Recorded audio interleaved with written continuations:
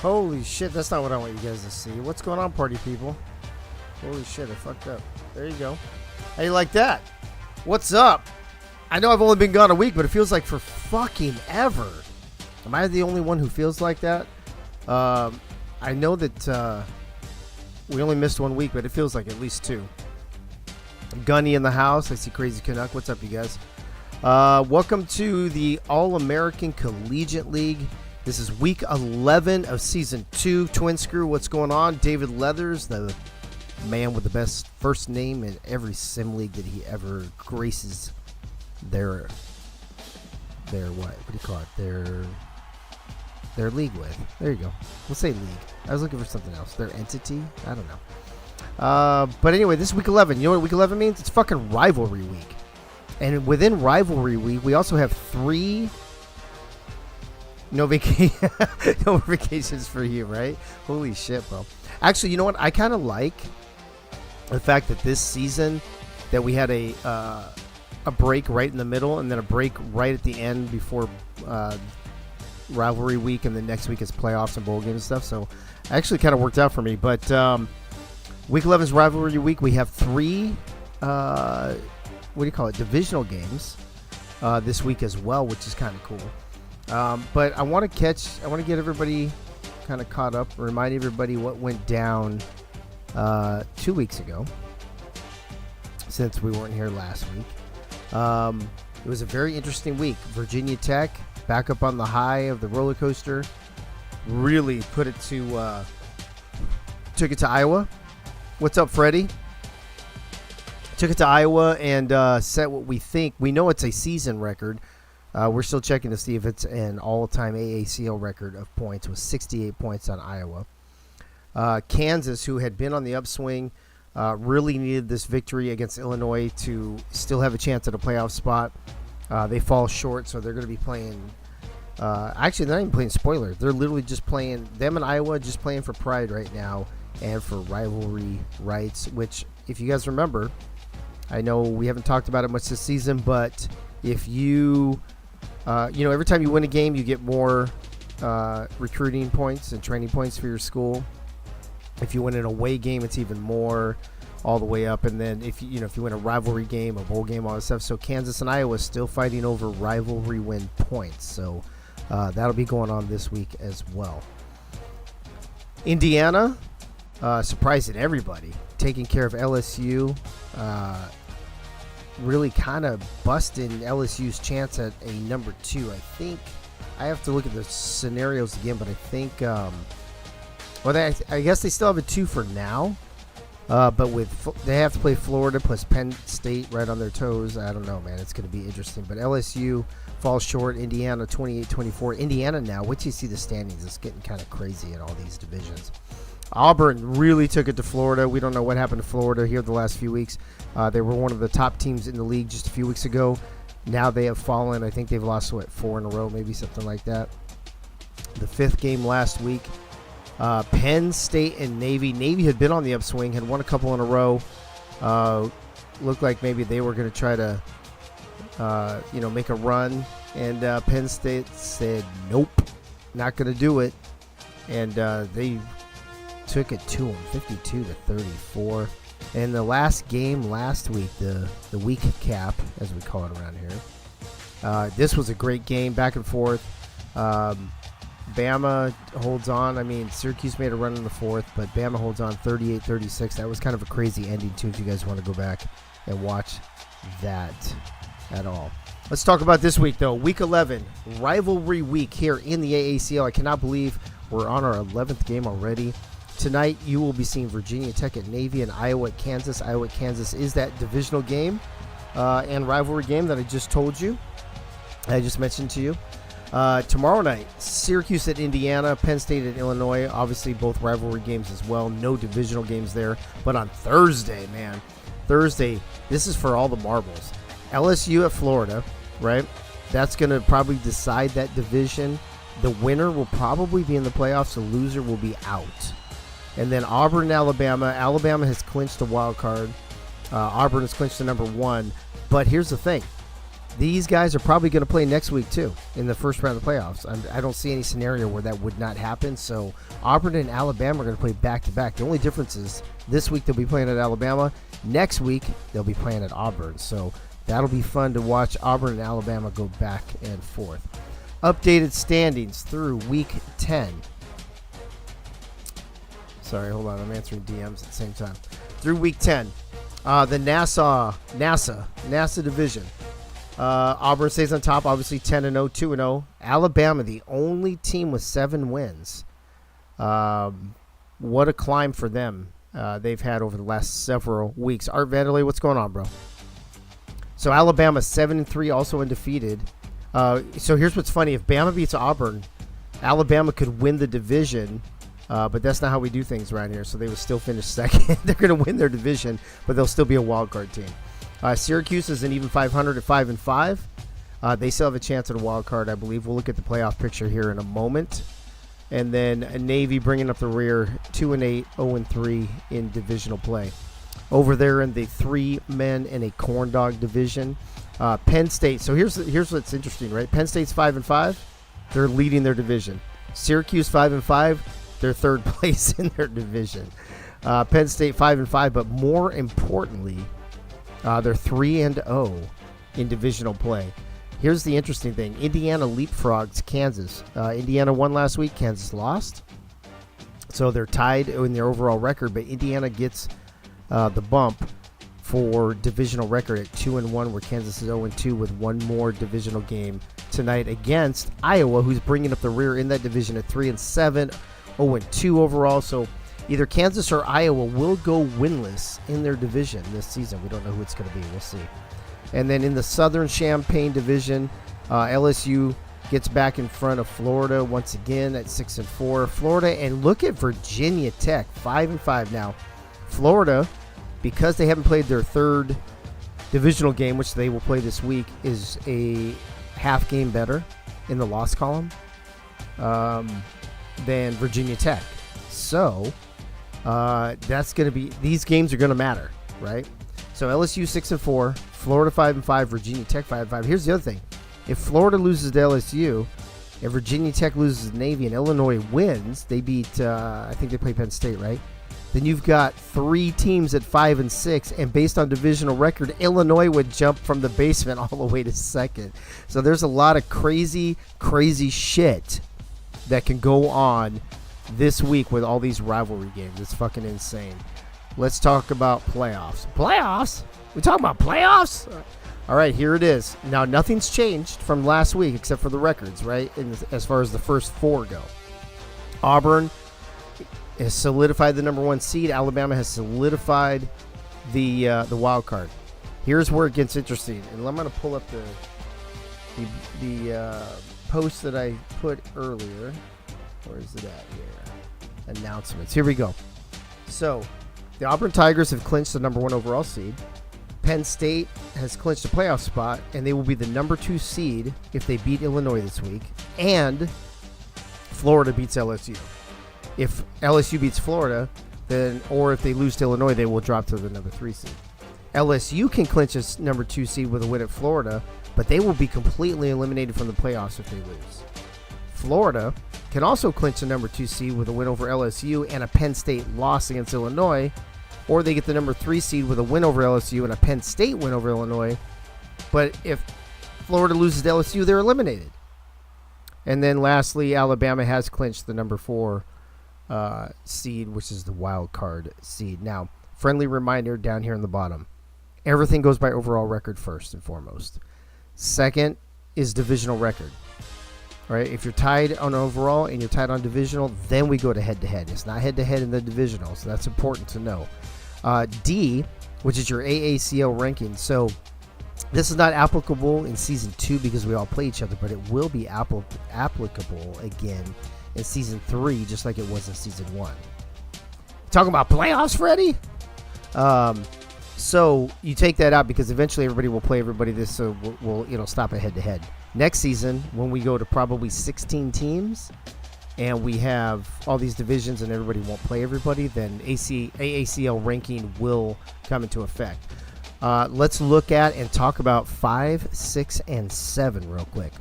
Florida, Virginia Tech, Syracuse, all tied at 5 and 5. So between the three of them, the best divisional record right now is Florida at 1-1, so they get the bump to number 5. Virginia Tech and Syracuse, both 5 and 5 overall, 1-2 in divisional play, but Virginia Tech beat Syracuse earlier this season, so they get the bump at 6. This is how close and how tight this is. We've got 7 teams. Actually, I was going to say 7 teams for 4 spots, but technically we have 4 teams fighting for 1 spot, right? It's LSU, Florida, Virginia Tech, and Syracuse, because Penn State's already clinched. It's just a matter if they're the 2 or the 3, and we know Auburn and Alabama have already clinched. Who would have thought weeks ago, when Alabama did not start very well out the gates, that they would climb all the way to the second best record in this league? It's kind of crazy. So now that we are done with the playoffs, let's talk about rankings. Should we do rankings first? Let's do player of the weeks first. Let's do that. That sounds like it'd be more fun. Offensive player of the week. Let me get my notes here so I can tell you the voting. Both offensive and defensive player of the week were pretty. They were both runaways. The votes were not close. So let me tell you your offensive player of the week first.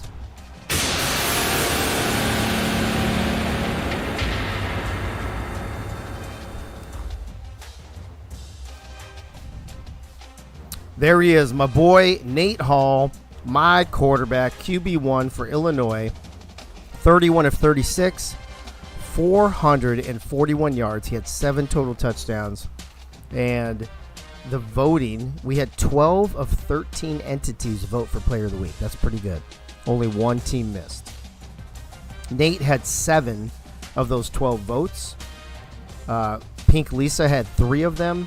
McRuns-a-Lot had 1, and Corn Hub had 1.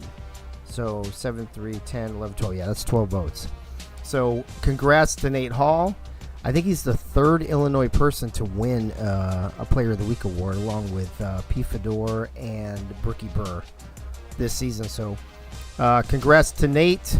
Well-deserved. 7 of the 12 votes went your way, so congrats on that. Your Week 10 Defensive Player of the Year, or of the week is...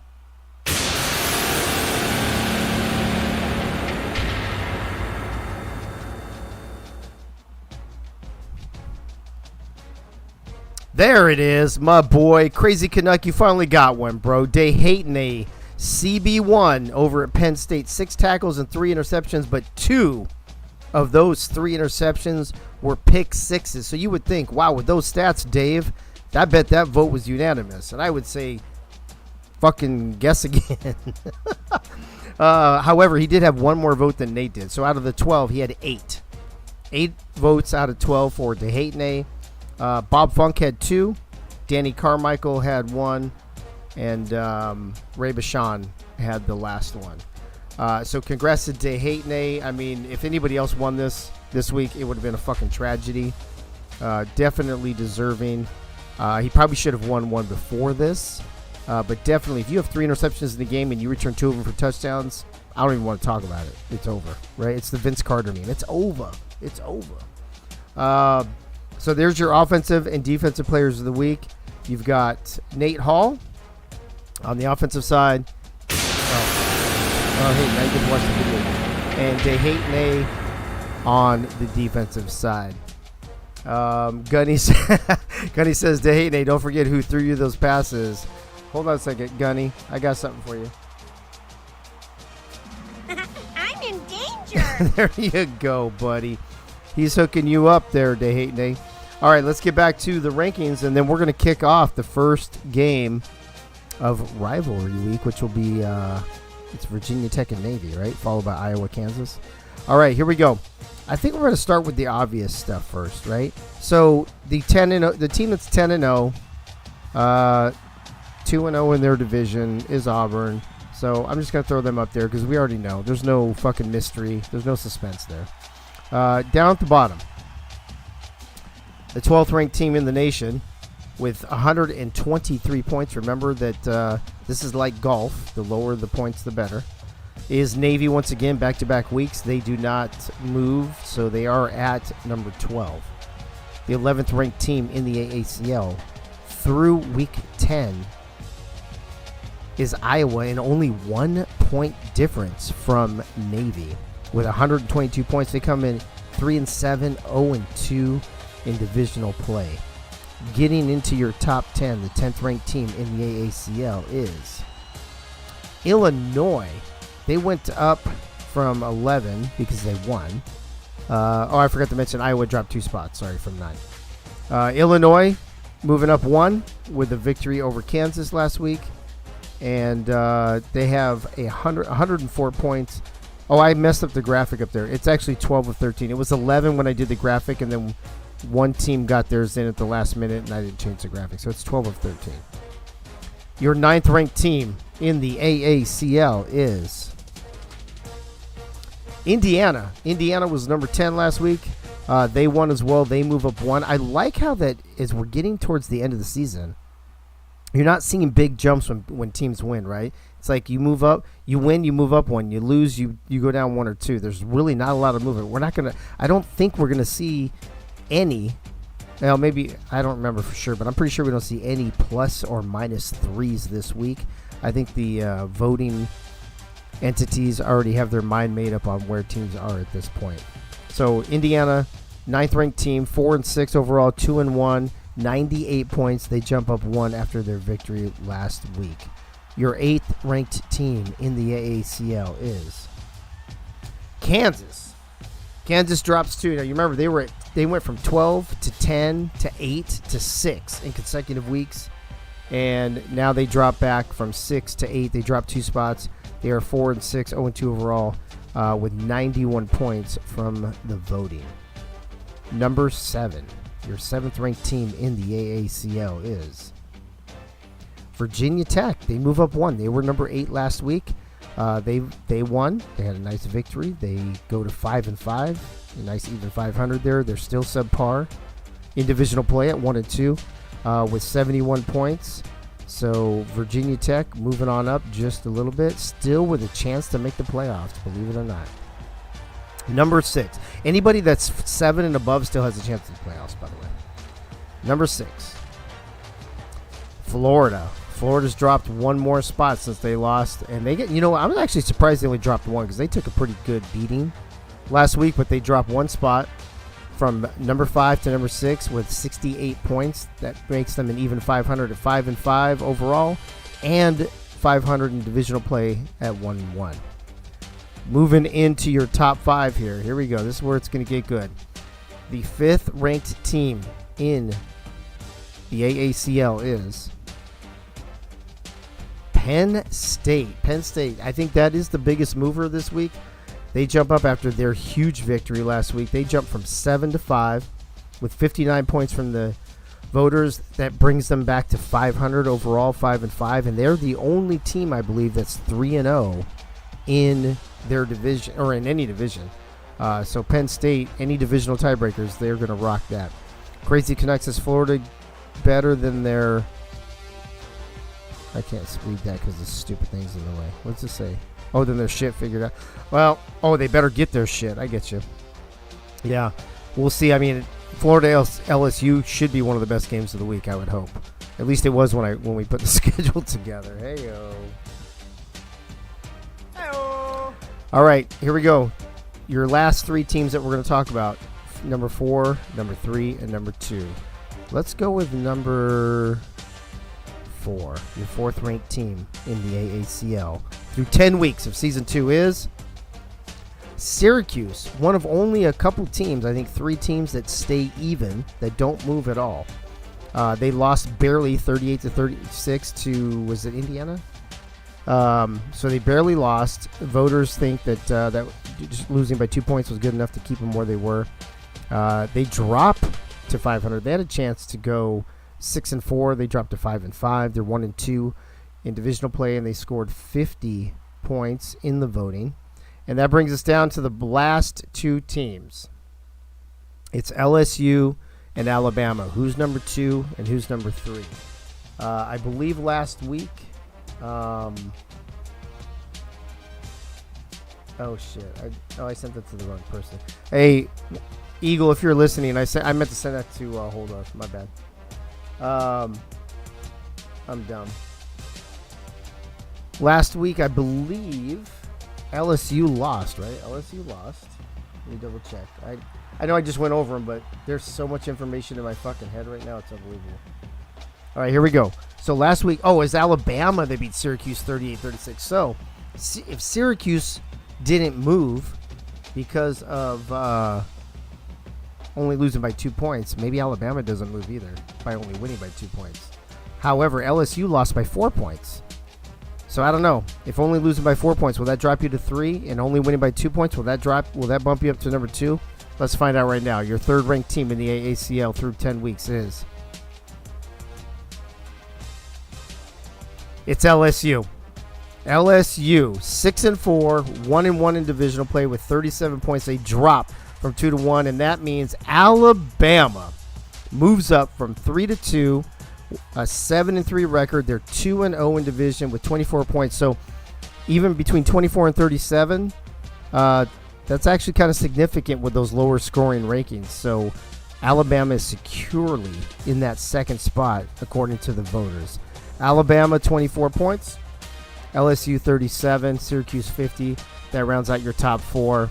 And Alabama. So basically, Alabama and LSU just switch spots. So that means this week, the last game of the week, we will have number 1 versus number 2 to wrap up the season. And then right before that, we'll have number 3 and number 6, because I believe LSU and Florida play the last night as well. So there you go, folks. There are your current rankings. Again, the voting entities was 12 out of 13. I got one of them at the last minute and forgot to change the graphic. So it's 12 out of 13. And there are your rankings going into Rivalry Week, which is going to kick off first with Virginia Tech and Navy. I know that we're going to have a couple broadcasters popping in here in a second, but let me do a couple quick things first. Let me show you. Virginia Tech is sticking with their Texas offense and their 4-2-5 defense. They're going to wear their regular, normal away uniforms. Navy, switching up things a little bit. They're going Missouri and multiple D. And they're going to be wearing their Marine Corps uniforms this week, since Friday is the Marine Corps birthday and Saturday is Veterans Day. So hoorah Marine Corps, hoorah Navy, and that's what we're going to do. I've already checked the weather in Annapolis. It's not terrible. It's actually quite nice in Annapolis. It is going to be clear conditions. Wind gusts are up to 19 miles an hour, though, so I think we'll do this. So let's see. This is going to be clear. And we'll do a moderate breeze. And we'll do a 6 o'clock game. And it's 61 degrees in Annapolis. All right, so now that that's all set up, and we get this going, let me bring in your broadcasters for this game, for the first game of Rivalry Week here in Week 10 of the AAC. I'm sorry, Week 11. Week 11 of the AACL. I'm bringing in the man with the best first name in the AACL. It's none other than David Leathers himself. David Leathers, what's going on? What's happening? What's cracking? How are you, buddy? What's up, Dave? What's up, AACL? Dave, I was a little under the weather today, but I am feeling a little better now, which is good. I'm excited to call this game tonight, last game of the season here. It's kind of weird how football makes you feel better, right? Yeah. I got to tell Absolutely. I got to tell you, bro, I was kind of dragging ass myself. I did all this work today to prep all this stuff, and I go downstairs and have dinner with Lisa. So I'm on the couch, I'm eating dinner, we're watching the show, and I'm like, I don't want to get up. But then I was like, oh, wait, shit, fuck, snap. It's fucking Rivalry Week. I'm getting my ass up. So I hear you, bro. I'm feeling the same way. I'm glad you're feeling up to at least calling this game. So thanks for being here. And also Blake Grant, the strong safety from Auburn, is in the house. He's going to be your color guy. Blake, how you doing tonight, bro? I'm doing good. I think that I have the best name in the AACL, though, so we'll go with that. Your name is Blake, bro. It's still a good name. I mean, I literally just ended that conversation by reminding you what your fucking name was. It's still a good name. Leave me alone, Dave. I will.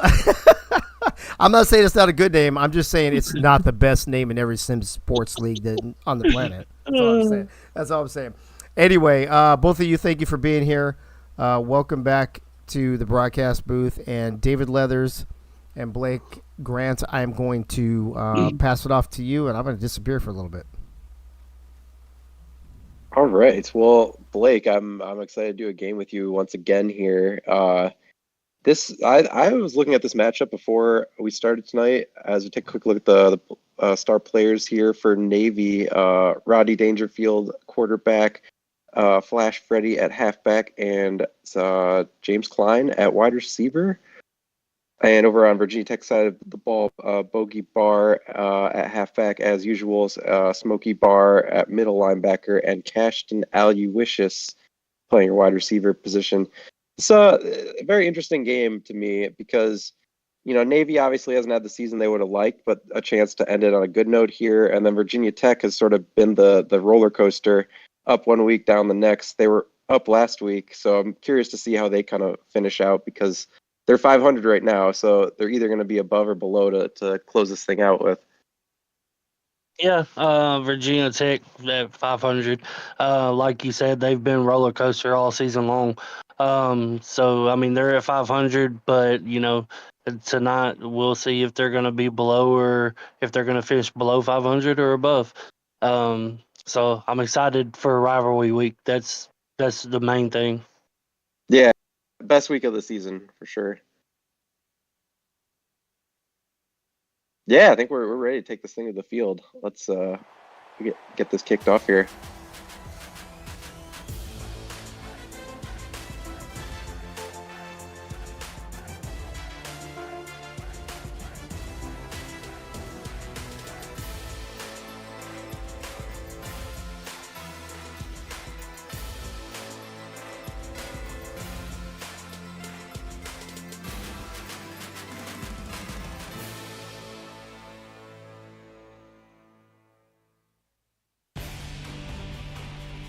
We're here at Navy Marine Corps Memorial Stadium. As Dave said earlier, it's a nice night for football. A little bit breezy, but nice conditions nevertheless.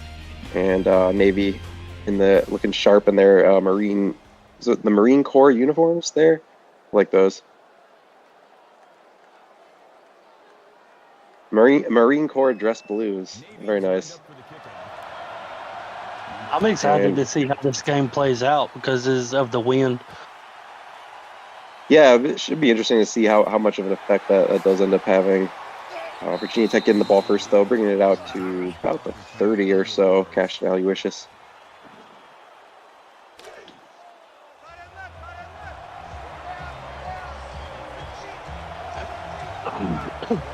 See what Virginia Tech opts to do here.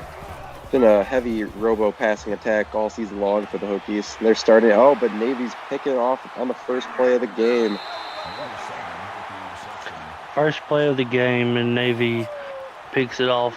That's a good start for the Navy defense. A very good start. Nancy Vicious on the pick.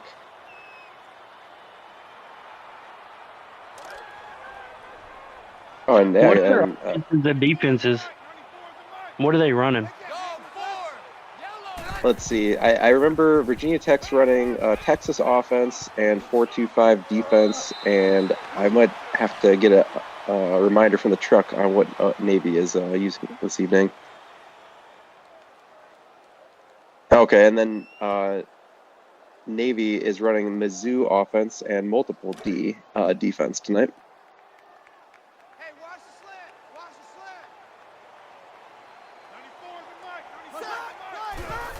Second and 2 here for Navy. They have some prime field position off of that turnover, and they're going to pick up the first down here as well. Devin Matthews on the 5-yard catch. Yeah, that was a great catch by the, I believe it was a wide receiver. Yeah, I think so.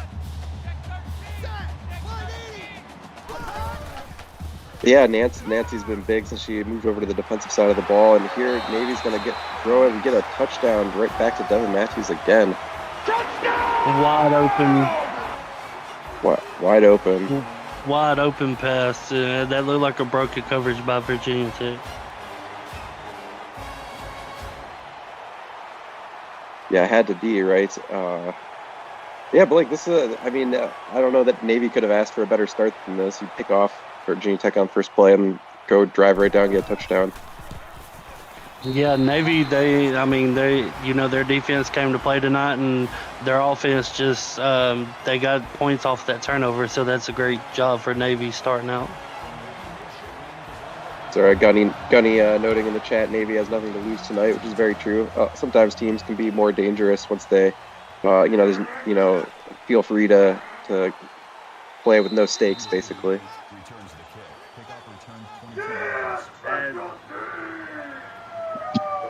Oh yes, for the extra points. I'm in danger.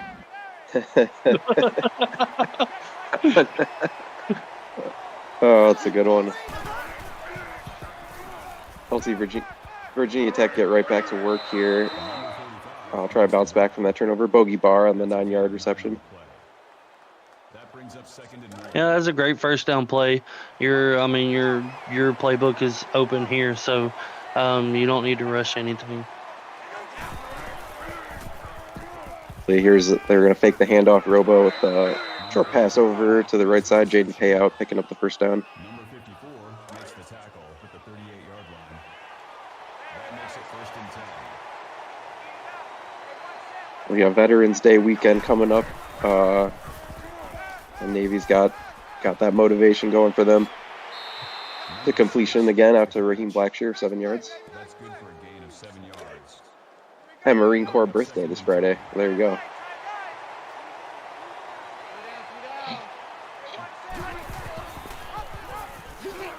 And Robo's going to take it himself. Not quite get to the first down, but to pick up about 3 yards. That's up 3rd and very short.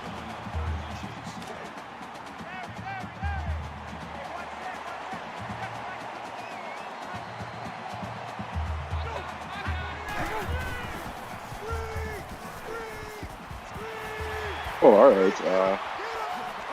Quick note here as Virginia Tech comes up just short on that play. Probably going to have to punt here. Is that this is the, in addition to the Marine Corps birthday this Friday, it's also the Friday Night Lights show for the AACL with playoff and bowl announcements. So you can all watch out for that. I know we wrap up our games on Thursday this week. We got a little extra something on Friday.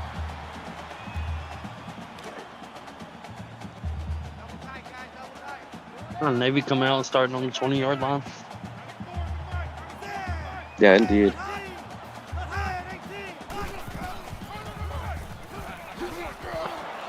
See for Virginia Tech reading the run nicely that time. Flash Freddy going backwards. Virginia Tech was ready for that run. They were sitting on it for sure. It was James Troll on the tackle, human player.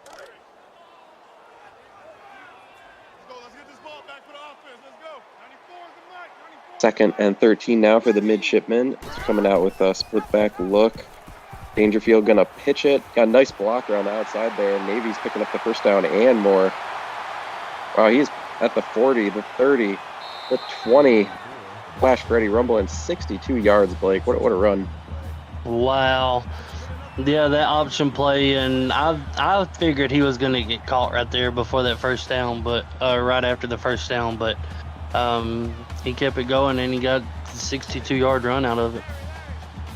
You gotta get swifty. You gotta get swifty in here. We do have the Iowa game coming up next, I believe, if you'd like to hear more of that soundboard option play. But here, Navy gives it to James Klein for the touchdown.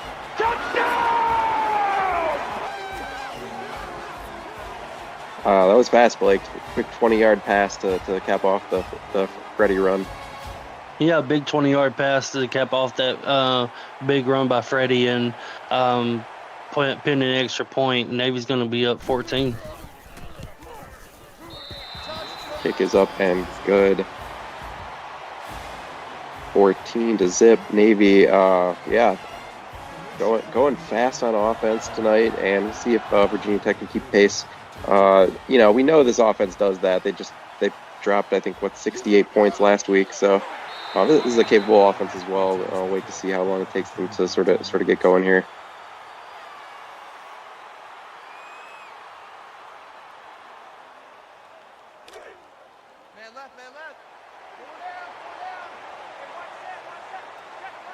Excellent start, though, for Navy tonight. Robo will hand it off. I believe that is Bogey Barr on the run. Yep, right up the middle, 6 yards. 2nd and 4 now for the Hokies.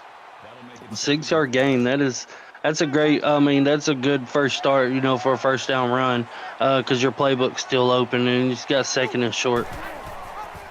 Yeah, sets up the 2nd down nicely. Robo going to take it himself, a pitch backwards, and it's In the that's world? a fumble. Oh, Blake, why did he do that? He had an open running lane. He had a first down and he pitched it 5 yards back. Oof, Wow. that is a tough turnover. Not going to be I mean, it was a fumble, so there's no challenge. Maybe just going to bring their offense right back out. Really great field position there. Yeah, that's really great field position starting for the Navy. And the way their offense has been going tonight, I was looking like it's going to be another score. 2nd and 8 now for Navy. Here's Dangerfield completing the pass to Ryan Mitchell and picking up the first down as well.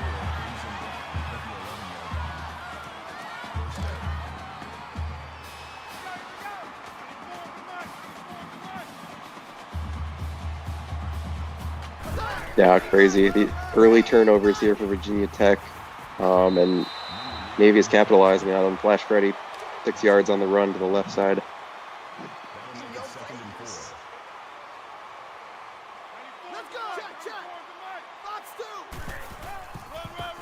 They'll go right back to the run game.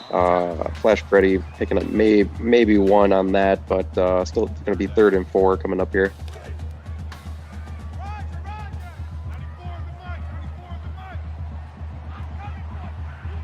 Would be big if Virginia Tech can hold them to a field goal here.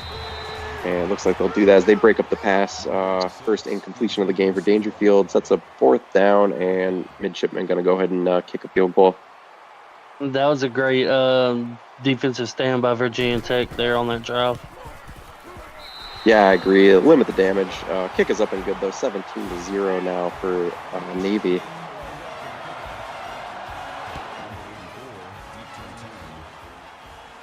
Virginia Tech coming back out on offense. They got to get something going. I mean, you can't.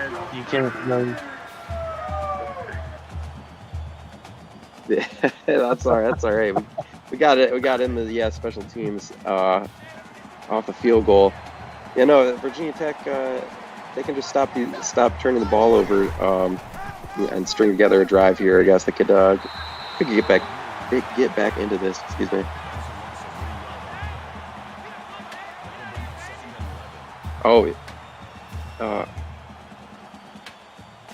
Yeah, Merle noting in the chat is having flashbacks of that 1 week where we scored 21 unanswered in the first quarter, then lost the game. I know these games can seesaw sometimes. So even if you do get out to a lead, you never really know. I guess at least the way this particular season of the league has gone. I think the only way that you would really know, honestly, if you get out to a really big league, if you get like 35 or 42,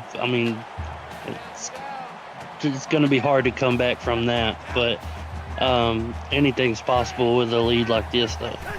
Yeah, right. Like three possessions or so. You can make that up in this league. Oh, Mateo Privado, human player, coming up with a deflection there and getting another stop for Navy here, Blake. Wow, their defense is coming out tonight, ready to play. Yeah, Navy's defense has come out to play. They're putting stop. They're getting stops and they're making turnovers. So that's a good job for the Navy defense. And then Adam Williams bringing the punt return back 13 yards. Only 11 plays for Navy offense. Yeah. They've been making the most of them, right? Or getting the good field positions, scoring fast. Right back to Adam Williams on the catch, 5 yards, 2nd and 5. Brings up 2nd and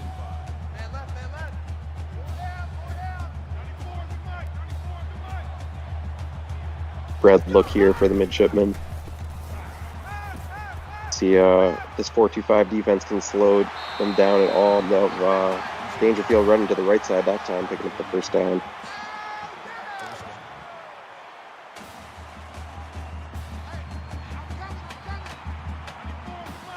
But we've seen Dangerfield run for a lot of yards in this league before, so we know he definitely has that in his bag of tricks.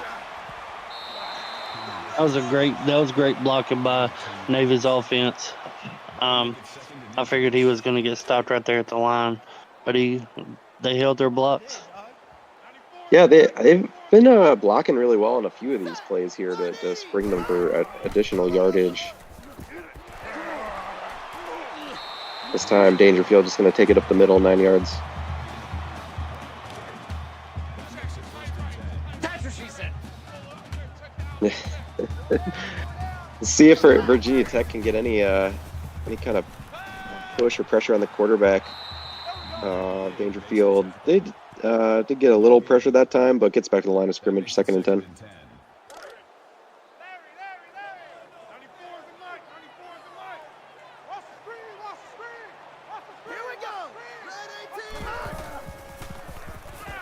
The shotgun once again. Here's Dangerfield completing the pass. Gleaton picking up 9 yards. That's up 3rd and short, 3rd and 1. 3rd and 1. The way their offense has been playing, I'd run the ball up the middle on this one. Yeah, they've been having success up the middle. They will fake the run, but pass to wide open man on the left side. It's Gleaton again. Touchdown, Navy.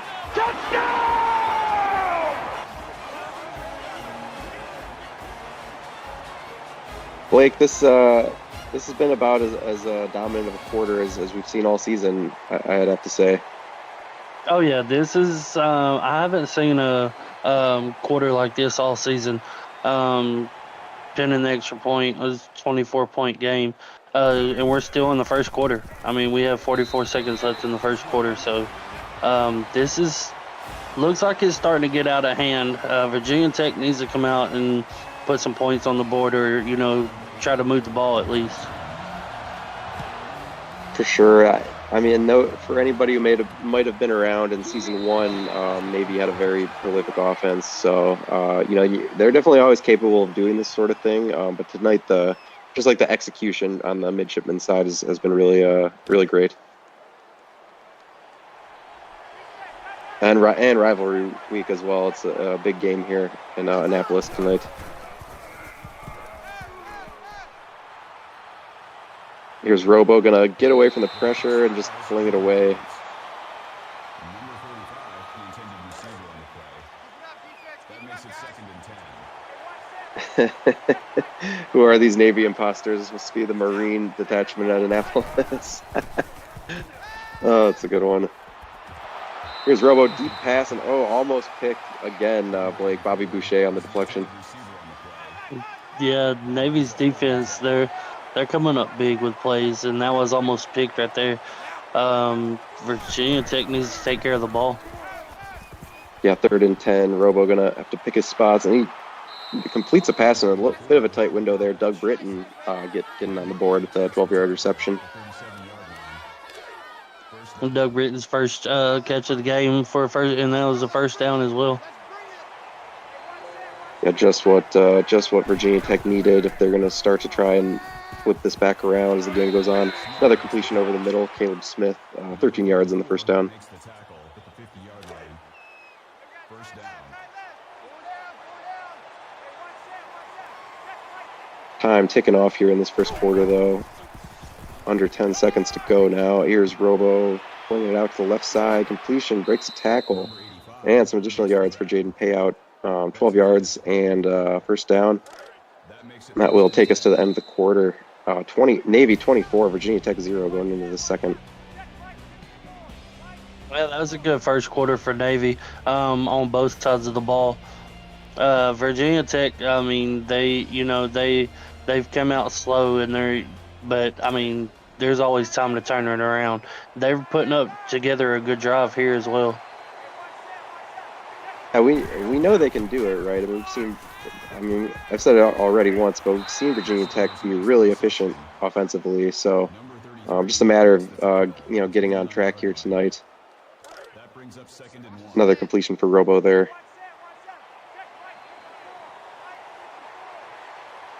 Second and 1 now. Virginia Tech coming out with 4 wide, 1 in the backfield.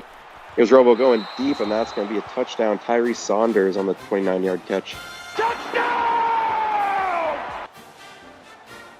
I said Virginia Tech was coming out and they was putting together a good drive, and they just scored on it right there on that drive. So they're not out of this game yet. Certainly not, and they're going to try and go for 2 here, make it a 2-score game.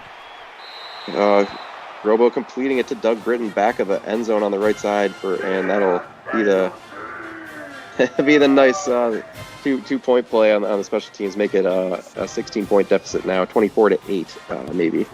Whatever happens for one team in the first half can happen for the other team in the second half. Or quarter. We see obviously Navy with the 3 touchdowns and the field goal. It's been quite efficient so far. I was curious to see how they'll respond to Virginia Tech's first score of the game.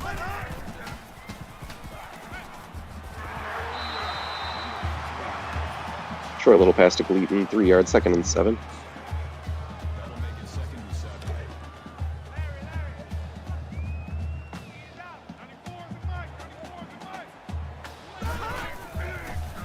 Be coming out, 3 in the backfield and completing over the middle and more. Wow, big catch and run there by Adam Williams, aka Worm. Nice play.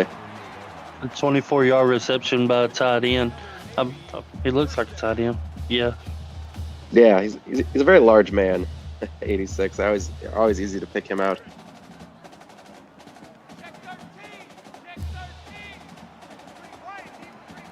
And Navy right back in action here. 4 wide receivers. Going to let Dangerfield throw. No, but Virginia Tech getting the pressure. Sacking Dangerfield for 5 yards. That'll bring up 2nd and 15. Computer player Barno on the sack. I know I've seen him play well for Virginia Tech in some earlier games this season.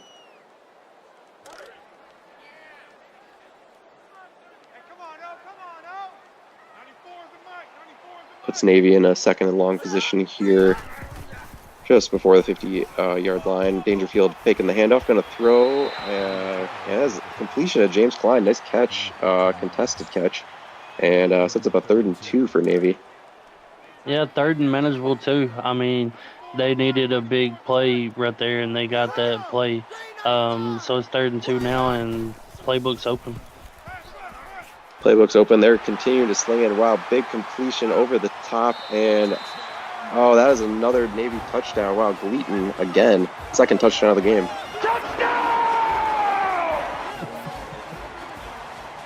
Navy's offense is just on fire tonight. I mean, the Virginia Tech's defense has not gotten, had an answer for them all night long so far. No, and yeah, they're doing it through the air. I know Virginia Tech's got that 4-2-5 with the 5 defensive backs, but Navy's or Dangerfield, I should say, is finding all the openings in that defense. That's what she said. 31-8 though, midshipman after that last touchdown.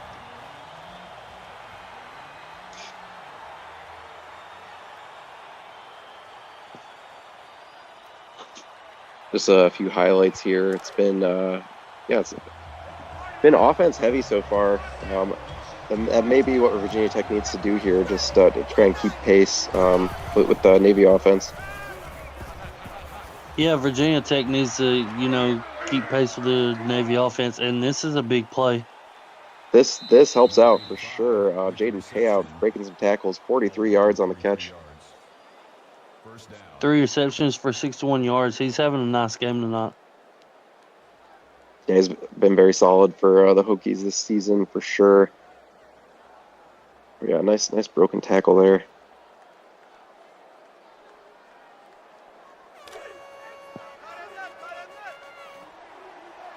we know this Virginia Tech offense can, pass it and play in a game like that. So that's what this turns into. Yeah, they're set up well to compete in that sort of thing. But this time, Navy, wow, they were on top of that little pitch bogey bar going backwards 6 yards. Yeah, the those Marine Corps uniforms giving them a little extra boost tonight. Yeah.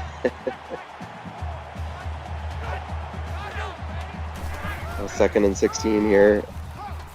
Virginia Tech will go back on the ground, bogey bar, picking up what he lost and plus a couple there, so it's up 3rd and 8. Well, a little more manageable for them here, Blake.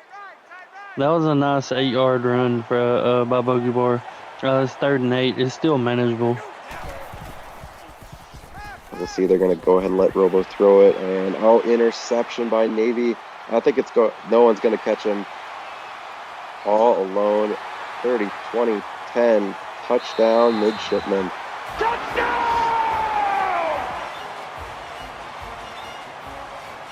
Navy is just playing lights out all around. I mean, offense, defense, they're doing it all. Are you kidding me? That is just stupid. Yeah. These turnovers are obviously killing Virginia Tech. I didn't catch who that player was. I did see it said Semper Fi on the back of his uniform though. So kick is up and good, 38-6 Navy, and a nice play by number 16 there.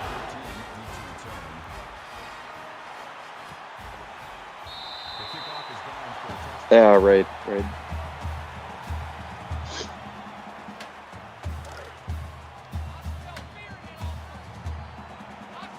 We'll see if Virginia Tech can try and get a little bit closer before halftime here. They're down 32, so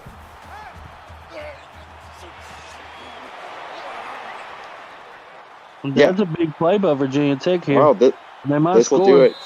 Almost. Yeah, Tyree Saunders really turning on the Jets on that play. Wow, ran all the way across the field and then all the way down the field, basically.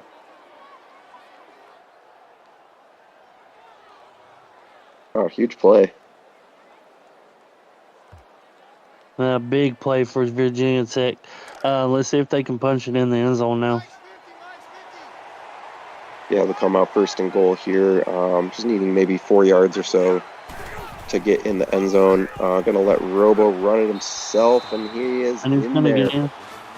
Just fought to get in there. Touchdown, Hokies.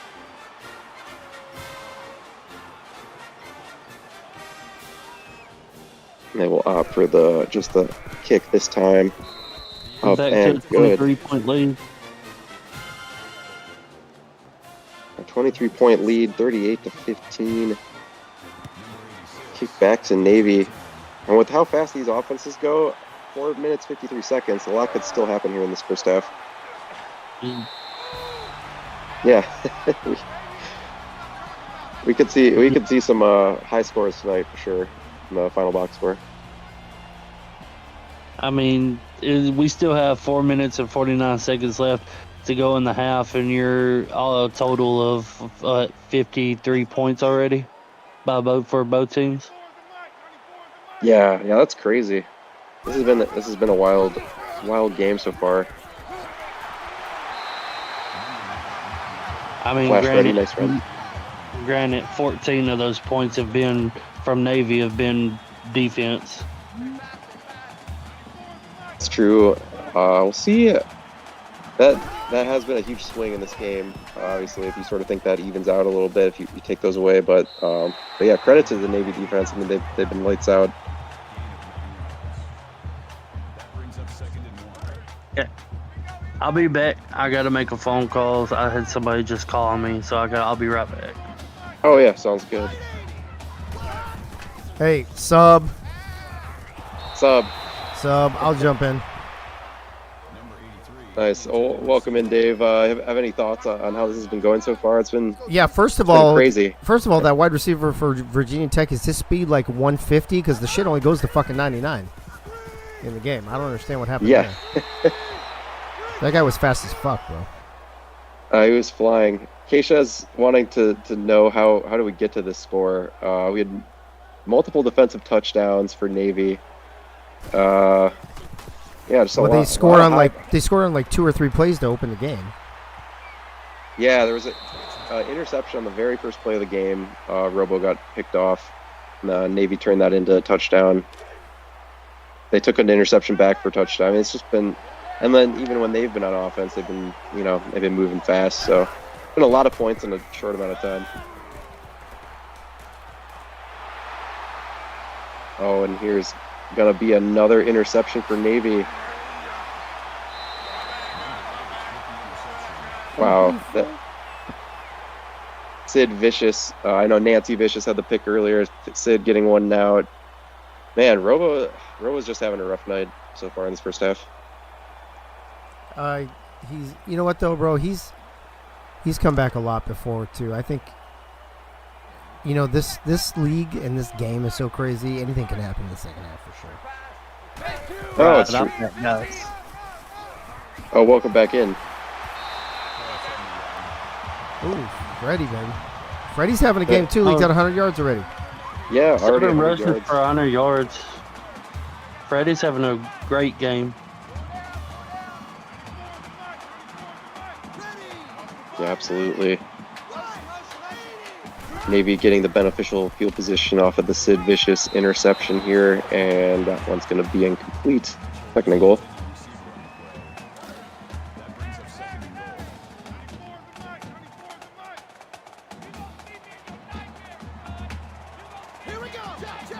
See what Navy opts to do here. Coming out with 4 wide receivers.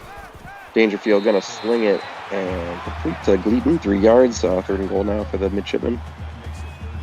Gleaton's having a good game too. 5 receptions, I believe that was 69 yards or 60-something yards. Yeah, and two touchdowns as well in this first half.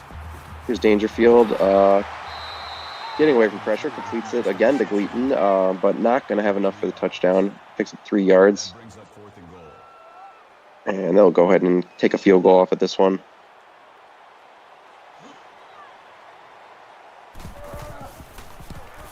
Here's a kick from Navy up and good. 41-15. Yeah,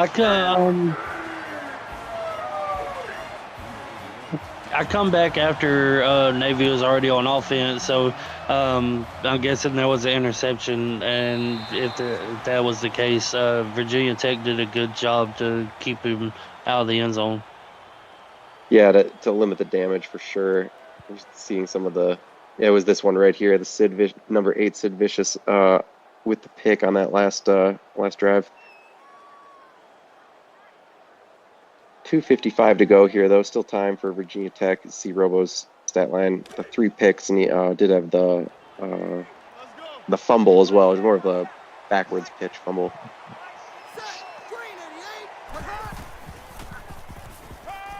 Here's Robo back in the pocket, and Navy is Well,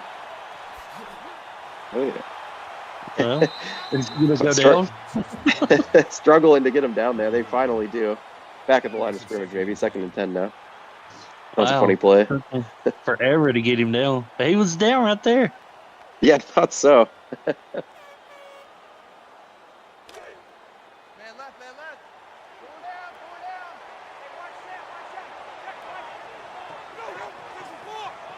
Second and 10, we'll see Virginia Tech does here. They're going to hand off to Bogey Barr, and Navy's on top of that, going backwards.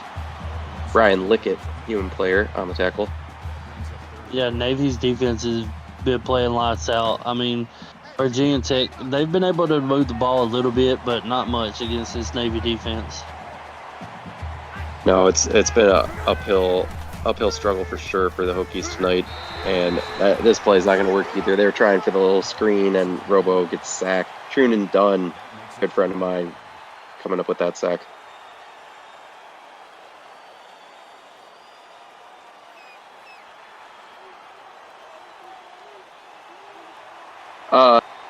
Truman Dunn is a friend of mine just from sim leagues, I guess. He lives in California, I think, so we're pretty far apart geographically.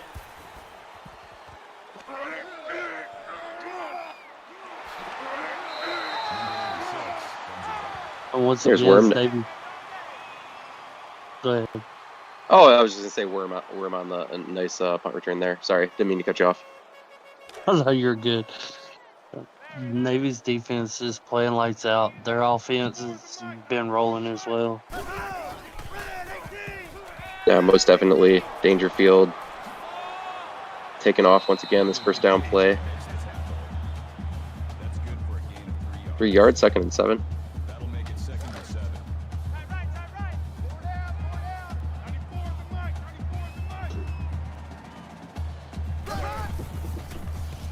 Navy offense with a chance to tack on a few more points here, but this play won't do it. Dangerfield getting sacked.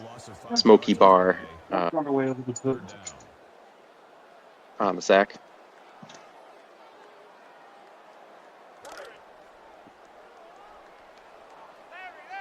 Third and long now for Navy. Just under a minute and a half left to go in this first half. Coach Gunny looking for more points here. This one's not going to do it. Smoky Bar making another nice play. Yeah, Virginia Tech's defense come up with a big stop on that drive. Yeah, big stop. They'll go ahead and looks like burn some clock here. And Virginia Tech doesn't look inclined to call a timeout, so we might see about 20 more seconds of this as they try and limit the amount of time Virginia Tech's going to have to drive down.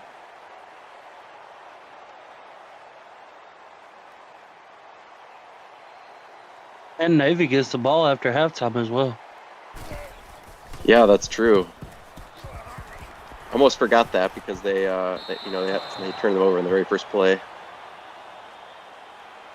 Punt out of the back of the end zone. Virginia Tech has 33 seconds to drive down the 30. field. Yep, all their timeouts as well. So do have a chance to at least maybe go for a field goal here. And here's a nice completion to start it off. Doug Britton over the middle, and there goes their first timeout.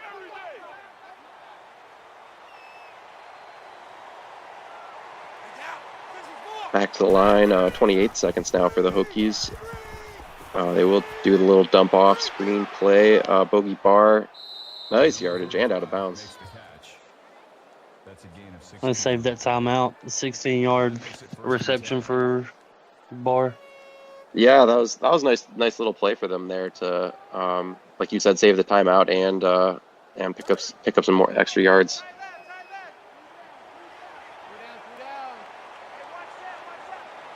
He's coming back out now here. 21 seconds left. Robo in the pocket, throwing it deep, and it's complete. Wow, nice play. Cash to now Aloysius coming up the 26-yard grab, and they're gonna call their second timeout. 16 seconds, and they still have one timeout left. They could get a touchdown on this drive. That's possible. Oh, Robo actually did a good job there to get rid of that as Bravado was in on the pressure there.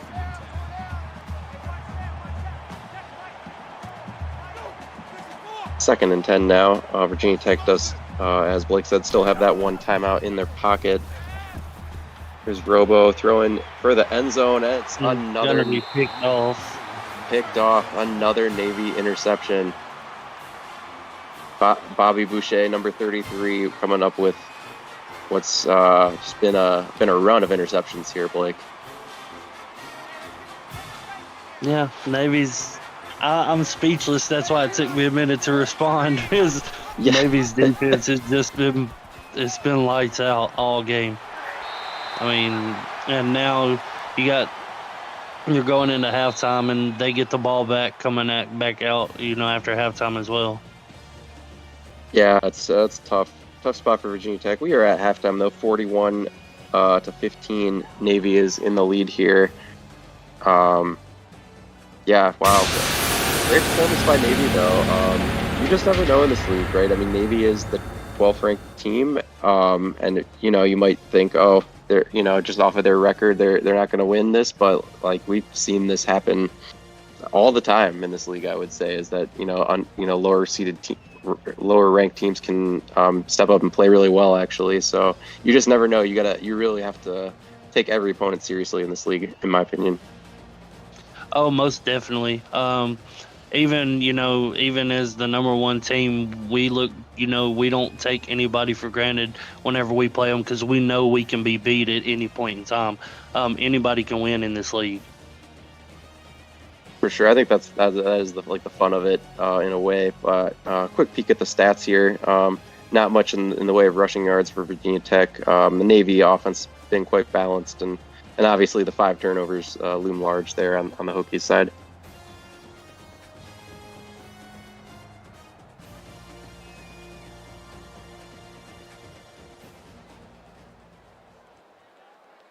Yeah, it's tough to win when you're turning it over, 5 times and a half.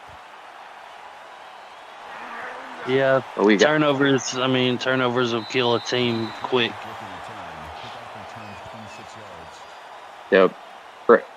Fred noting in the chat, Navy went with a new game plan this week. Through one half of football, that game plan is working out quite nicely. Number 13 with the carry. No gain. That makes it 2nd and 10.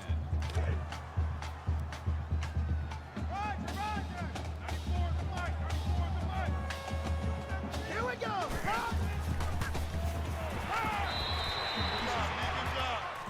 Loss of 1 on the play. That brings up 3rd and 10. Virginia Tech defense they've come out and they've made a couple of stops on on this drive already. One more, I mean, they'll get the ball back. So let's see what Navy can do. Yeah. Oh yeah. I heard you. Oh, nice catch by Worm there, though. The new game plan was no turnovers, right? It's working for them, that's for sure. Yes, sir, it's working. And their offense right back to work here. Starting off this second half, Dangerfield going to take it himself, and nice little pickup there, 4 yards. That's good for a gain of 4 yards. That makes it 2nd and 6. Watch it out. 94 is the mic. 94 is the mic. Brad look here for Navy. Dangerfield feeling the pressure, tried to take off. That time couldn't get away though. Goes down for the sack. That'll make it 3rd and 9. Sets up a 3rd and 9 here for Navy.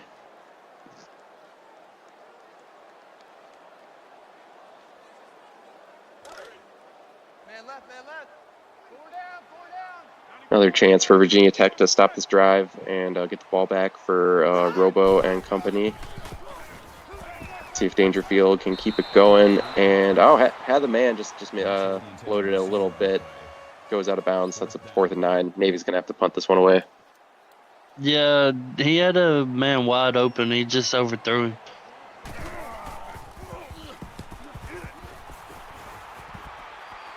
So Tech defense does get the stop that they badly needed, and they'll get the ball. See where this. It's a nice little punt there. They're starting at the 11-yard line.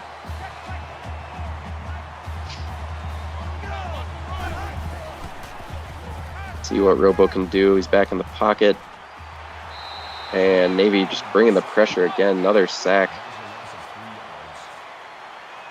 Bryson Greer coming up that time with the play.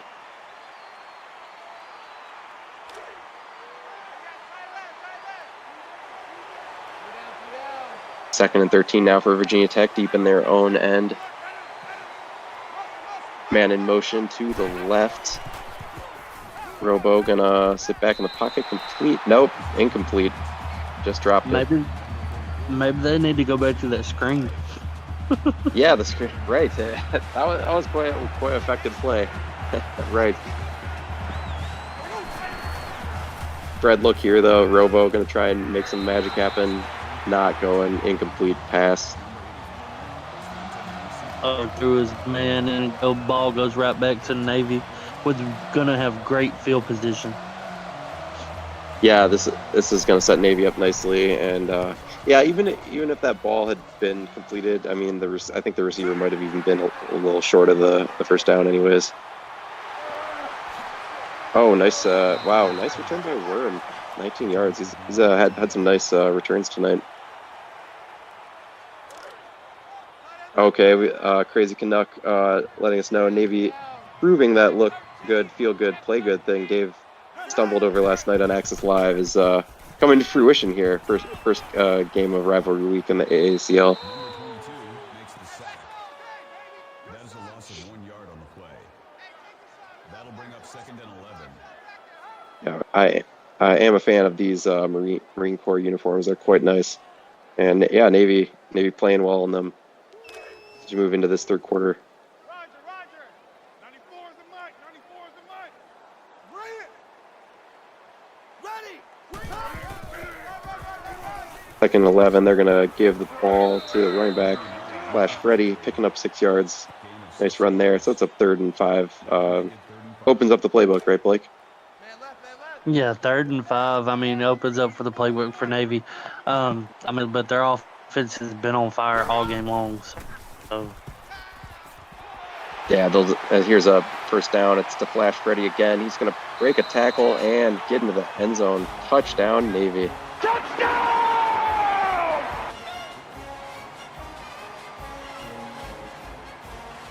A really nice individual effort by Freddy there to break the tackle, then run, and even break one more at the end. Oh yeah, that was a great run after catch by Freddy. Navy now goes up 33 points. 48-15 after that extra point. And yeah, it's gonna be tricky for Virginia Tech. Still, if their offense can start to click a little bit, they can get back some points, but they might start to run into a situation of just not having enough time to make it up. Yeah, their offense needs to take care of the ball and get open plays just like that pass right there on the first down for them to move the ball and get some points on the board. Yeah, nice first down play there. Cashton Aloysius, one of their star players, giving their offense a little bit of a jump start here. Another spread look for the Hokies. Robo back in the pocket. Surveying, gonna throw it and complete again. Doug Britton. There you go, Doug. Nice catch, 8 yards. He is holding the ball to the very last second. Yeah, it's been, and some of the times he's taken sacks because of it, right? Like I don't know. It's probably some good coverage by the Navy defense. He's trying to pick apart. Here's a nice play though to pick up first down. Doug Britton again. Doug Britton's having a decent game. 4 receptions for 42 yards. Yeah, we'll see. Maybe Virginia Tech can involve him a little more as we go on here in the second half. Time they're gonna throw it out to the left. Bogey bar stays in bounds, but maybe just gets back to the line of scrimmage. That makes it 2nd and 10.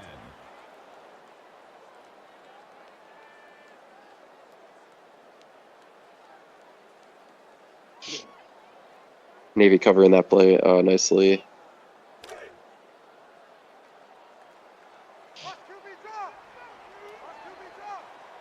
See Virginia Tech come back out here, 4 wide receivers, 1 halfback.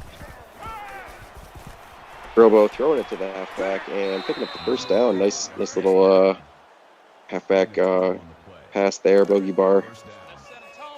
Yeah, Robo threw. I mean, he had a wide open, receiver in the middle of the field. So that was a great awareness by Robo. Yeah, absolutely. Another nice play by Robo here to Evan Fairs, getting his first catch of the night. Doug's having to hold my beer drive. So it's Crazy Canuck. I like that.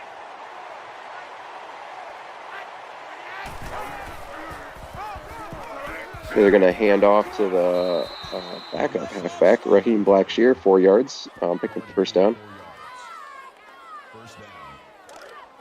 Virginia Tech has put a good drive together on this drive. They just need to punch it in and get some points on the board. Yeah, stringing some nice plays together. They really do got to pay these drives off with touchdowns at this point in the game.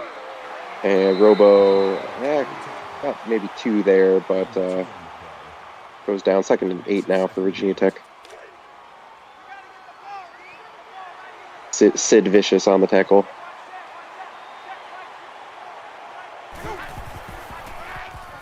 Go right back to Blackshear on the ground, and Navy read that one. Stopped him for a yard loss. Yeah, going backwards. It's been tough for Virginia Tech running the ball tonight. Navy defense doing a really good job stopping the run. 3rd and 9 though here, effectively 3rd and goal, and it is incomplete in the end zone. Robo definitely went for it. Blake just wasn't able to complete the pass. Yeah, I mean, he had a tight window in there. That was double coverage, it looked like. Very, very tight window. Unfortunately, he come up, with the incompletion. They did get points on the board out of it, though. Yeah, so they take the field goal up and good. 48-18 Navy after that.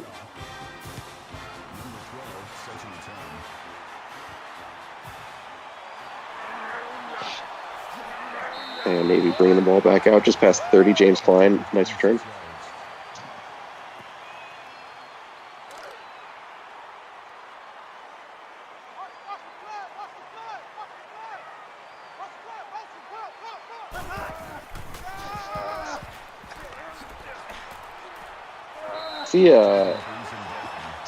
This Navy offense has just been, they've just been going all night long, so it's going to make it really tough.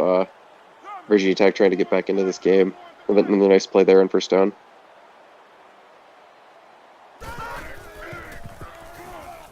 Dangerfield in the pocket, gets the ball out, completion over the middle. James Klein, big play, 29 yards. That was a big play by Klein. Great awareness there. Dangerfield didn't see his open man in the middle of the field. That zone coverage, he's beating that zone coverage for sure. Yeah, did a good job scouting it this week or something. But yeah, he did a good job there, I thought, to hold on to the ball, with the pressure in his face, and then complete the pass. Take off running this time, though.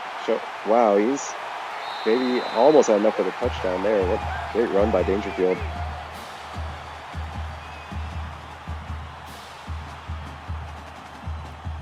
Good, smart play to slide down at the end, too. This is more like, instead of the run setting up the pass is setting up the run. Yep, I totally agree. And now they've got a short 1st and goal here, so they can pretty much do what they want. Dangerfield gonna run it. Oh, fumble. He's gonna fumble. Saved by Flash Freddy there.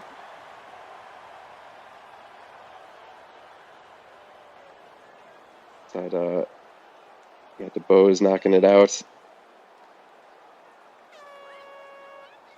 Thought Virginia Tech was gonna come up with that one because there were multiple Hokies in the area. Yeah, the Virginia Tech, they came close to getting that ball. That would have been a great, defensive stand for them. Yeah. Loss of 1 yard on the play. That makes it 3rd and goal. 3rd and goal now for Navy. Ball on about, what is that, the 17-yard line or 16-yard line or so. See if Dangerfield can throw for a touchdown. Does complete the pass, but not going very far. Carlinos Aacl, kind of 1 yard on the catch. That brings up 4th and goal. Navy will settle for the field goal. Kick is on the way up, and it's good.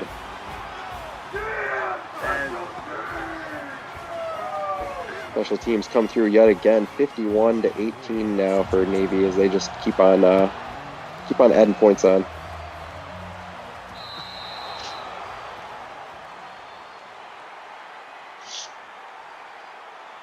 Funny reminding us to remember last game when Rodney Dangerfield fumbled at the 1 yard line.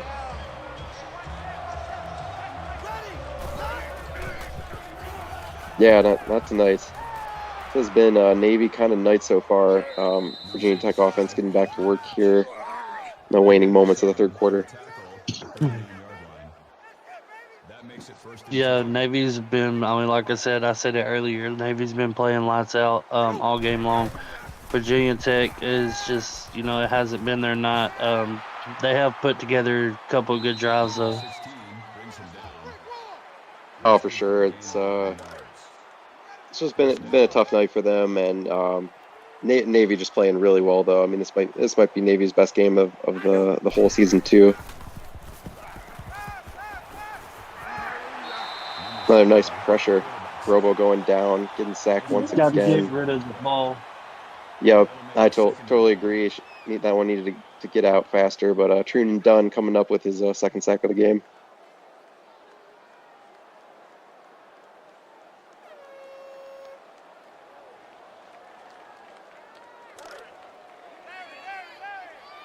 He's going to take us into the end of the fourth quarter break here. 51-18 Navy. And you see Dave Axis with the eggplant, corn, 69 middle finger, and eagle emojis. feel free to throw those in there if you'd like. We're on to the fourth quarter here first game of rivalry week. Virginia Tech trying to make this one a little more respectable maybe in this fourth quarter. And here's nice. Sorry, go ahead. He should have cut up field as soon as he caught it. He would have had a first down. Yeah, I agree. Maybe left some yards on the table there. Sets up 3rd and 4 for the Virginia Tech. And Navy brings the pressure once again. Can't quite get to Robo, but they do stop Blackshear, Blake, and nice stop by Navy. Yeah, Navy was ready for that screen pass. They was all over it.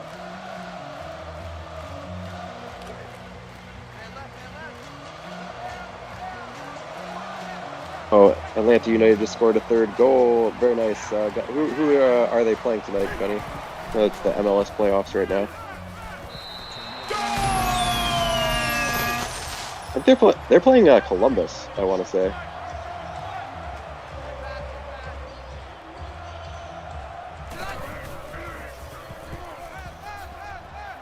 First and 10 though. Navy, wow, right back to work. Worm is broken tackles for a touchdown. Wow. Touchdown Navy. Worm is too strong, man. Guy's a beast. And Dangerfield 20 for 25 for 303 yards. I think like 4 or 5 touchdowns, I believe. Yeah, I've lost track, but wow, what a game for Worm, Dangerfield, like just the Navy offense in general has been playing really well tonight.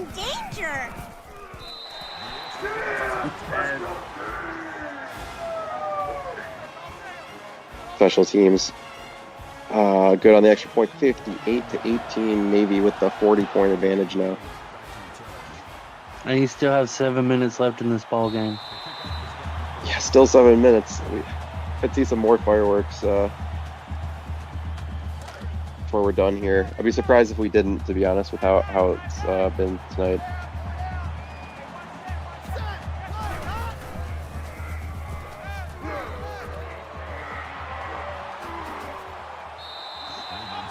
Well, it's out to Bogey Bar going backwards.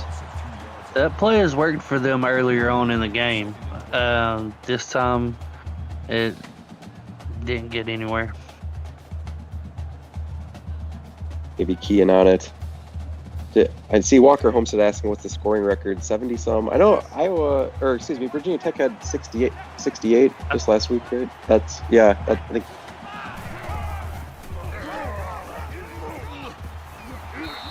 Oh, right, like in the season 1. As far as we know at this point in time, Walker, 68 is the record by these very Virginia Tech Hokies. Just last week. They're right. Week 10. Yeah. Another interception by Navy.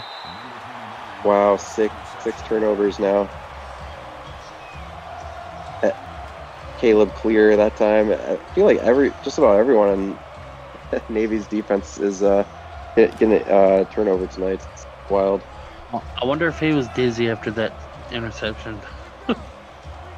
Yeah. There's a lot of spinning, right? The whole pitch to flash ready doesn't work there. 2nd and 14 now. Second and 14. Let's make these babies cry all the way back home, yo. Let's make these babies cry all the way back home. 94 is the mic. 94 is the mic. See what Navy does here. They're gonna just go right back to Freddie on the ground. He's picking up 3 yards. 3rd and 11. For a gain of 2 yards. Yeah, I think we're gonna see a big dose of Freddie, for them to run the clock down. 94 is the mic. Yeah, just to run this thing down and close out the season with a W for Navy. Here's almost a pick for Virginia Tech that time. They do drop it though. Receiver on the play. That brings up 4th and 11. 4th and 11 though. Navy will go ahead and punt back to Virginia Tech. And out of the end zone.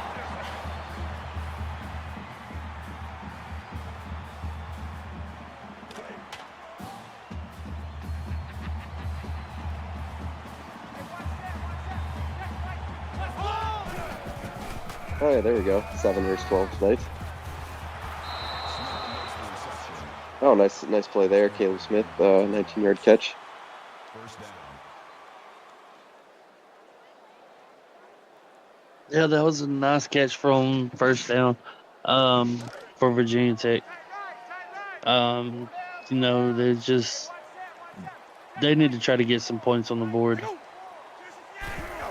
Yeah, just try and make this a little more respectable. And this past week, when like we said, Virginia Tech set the points record, and then along with this, the performance tonight, that's been the Virginia Tech experience this season. It's totally been up and down roller coaster, all season long. So they're kind of finishing how it's been for them.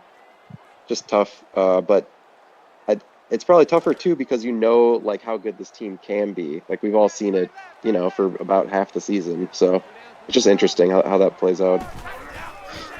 Yeah, Robo had nowhere to go on that first down play just a minute ago. It was a covered sack. So Navy's, like I said earlier, Navy's defense has just been playing lights out the whole game. Yeah, they're continuing into this 4th quarter for sure as Virginia Tech's in yet another 3rd and long situation. Robo's going to try and make something happen here, and he does though. Jaden Payout coming up with a nice catch over the middle on the first down. Yeah, 5 receptions for 94 yards. Jaden Payout has been, he's been, his go-to guy on most of the third down plays tonight. For sure, and that's definitely no surprise. We've seen that Payout have some really big games in the league this season. They're looking for him again tonight. And here's Robo. Nice little completion out to the left side this time. Picks up 8 yards. Gain of 8 yards. That makes it 2nd and 2. I got him. Hey, watch that. Check Mike 54. Mike 54. Oh yeah. Another interception by Navy defense. Yeah, it's Bobby Boucher, number 33, with the pick once again. It's his 2nd of the night, man. He's been all over the place tonight, Blake. Yeah, Bobby Boucher, he's been all over the place tonight, and he's a big time player in this Navy defense. For sure, really nice for Navy to be closing out their season with a performance like this at home, no less. Flash ready with the little catch over the middle.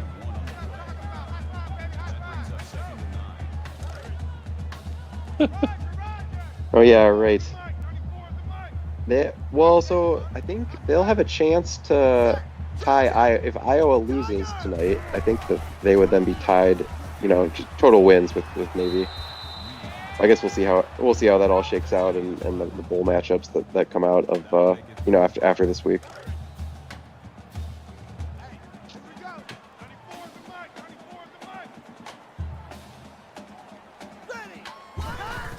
Oh yeah, we'll take a quick peek. 3rd and 5 here for Navy though. They're going to complete it. A nice catch there, and James Klein and adds to his receiving total.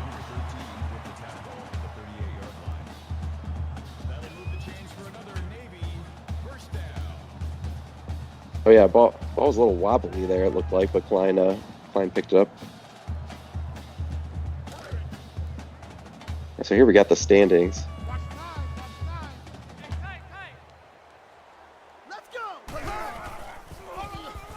Okay, so if Iowa wins, then Indiana, Kansas, or Illinois would then be in play for a toilet bowl contention, I suppose.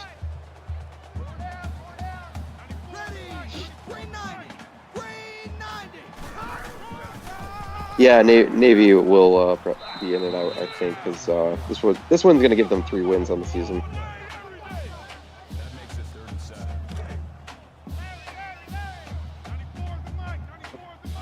Flash Freddy's having a really nice night tonight, though. Well over 100 yards and good average per rush too. Yeah, Flash Freddy. I mean, he's had a great game tonight. I won't be surprised if we don't see him go to him here on this 3rd down. Navy gonna finally opt to burn some clock here, mercifully, and Dangerfield. Wow, getting away from the pressure there somehow. Does complete it to Worm, picks up a yard, and they'll probably go ahead and punt this one away. Worm 5 receptions for 102 yards. He's had a great game tonight. Yeah, so many good performances from Navy tonight.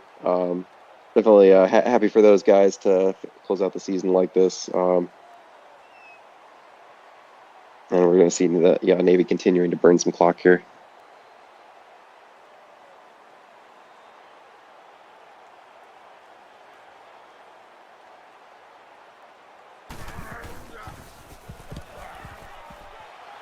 Punt is away.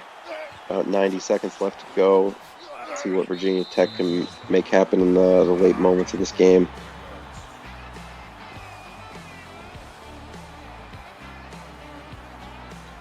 Yeah, Robo's really had the pressure just on him this entire game. As you can see, they have 17 hurries and 1 knockdown and 5 sacks. That's wild, man. The Navy defense,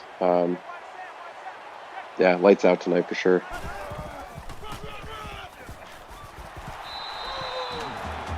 Yeah, that Navy front has been in Robo's face pretty much all night. Yeah, indeed. Sid Vicious from another nice play. Oh yeah, appreciate you, Freddie. All right, thank you, Freddie. Yeah.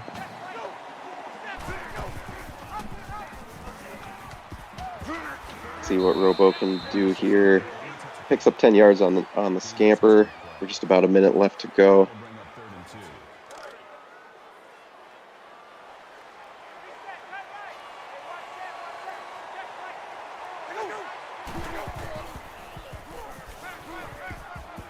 Robo gonna throw it over the middle, complete, and pay out again, 16 yards. 6 receptions for 110 yards. Wow. Yeah, really nice game for payout. I mean, Robo, he had a great game. It's just them interceptions. Them interceptions killed Virginia Tech tonight. Right. Oh, stiff arm there.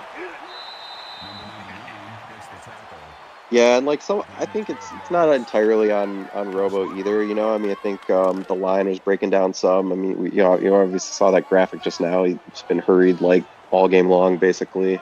He's like trying to make something happen, but it's tough when And their, the I mean, Navy.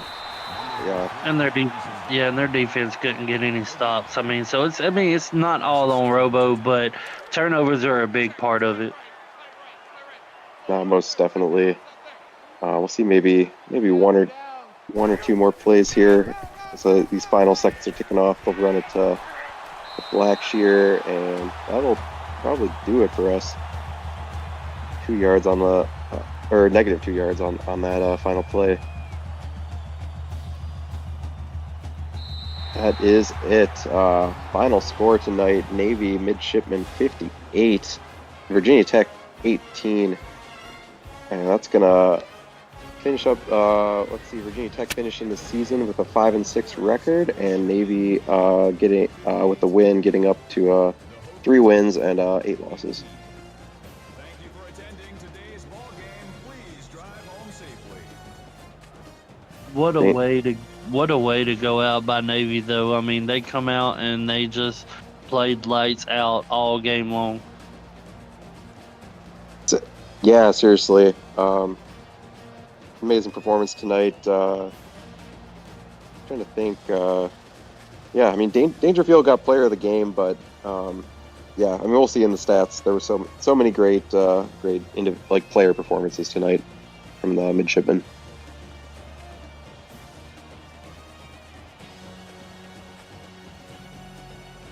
Yeah, six. I still don't know who that is, but 16 with a kick 6. Yeah, a generic player maybe.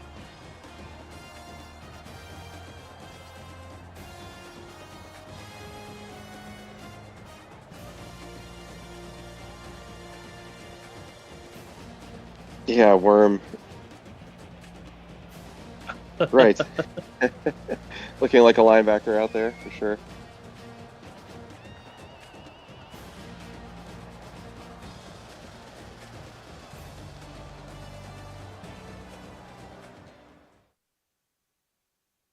Yeah, good luck trying to tackle that guy. So we take a quick peek at the team stats here tonight. Yeah,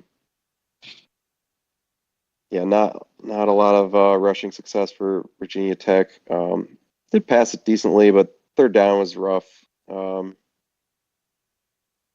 See anything? I mean, wow, 7 turnovers, 6 interceptions, 1 fumble tonight. That is, and Navy was perfect on the other side. They had 0 turnovers, so they didn't even really get it balanced out at all.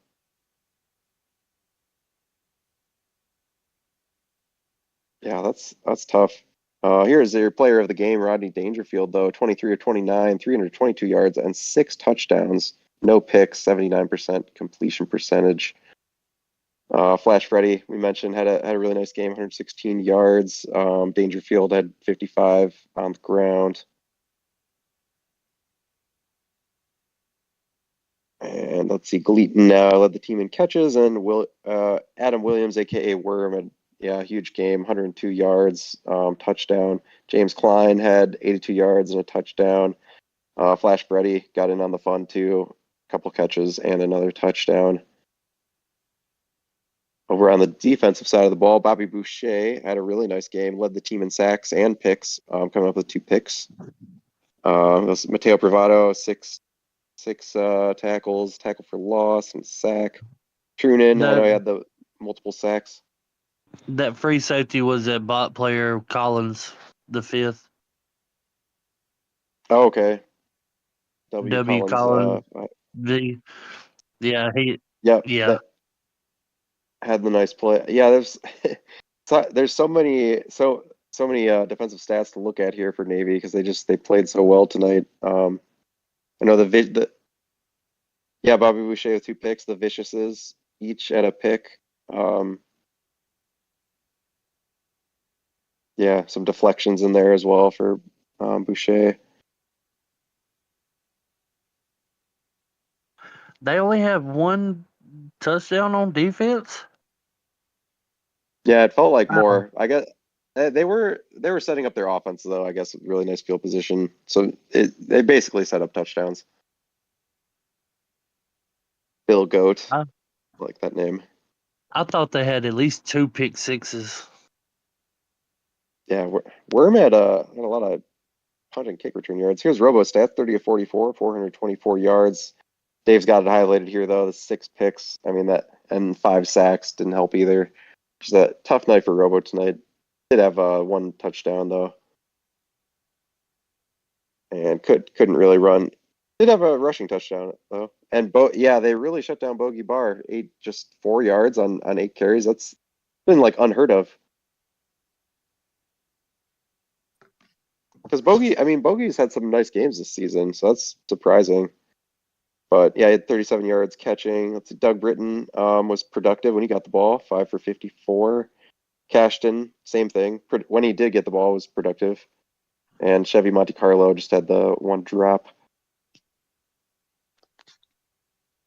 See here, Smokey Barr had 6 tackles, 3 tackles for loss, and a sack tonight. So we got James Troll had 3 tackles, tackle for loss.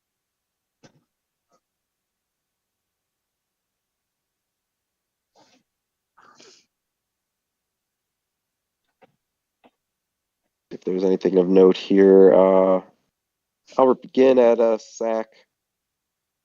Thump had a tackle. Monte Carlo had 1 tackle. Yeah, some of the offensive guys getting tackles here.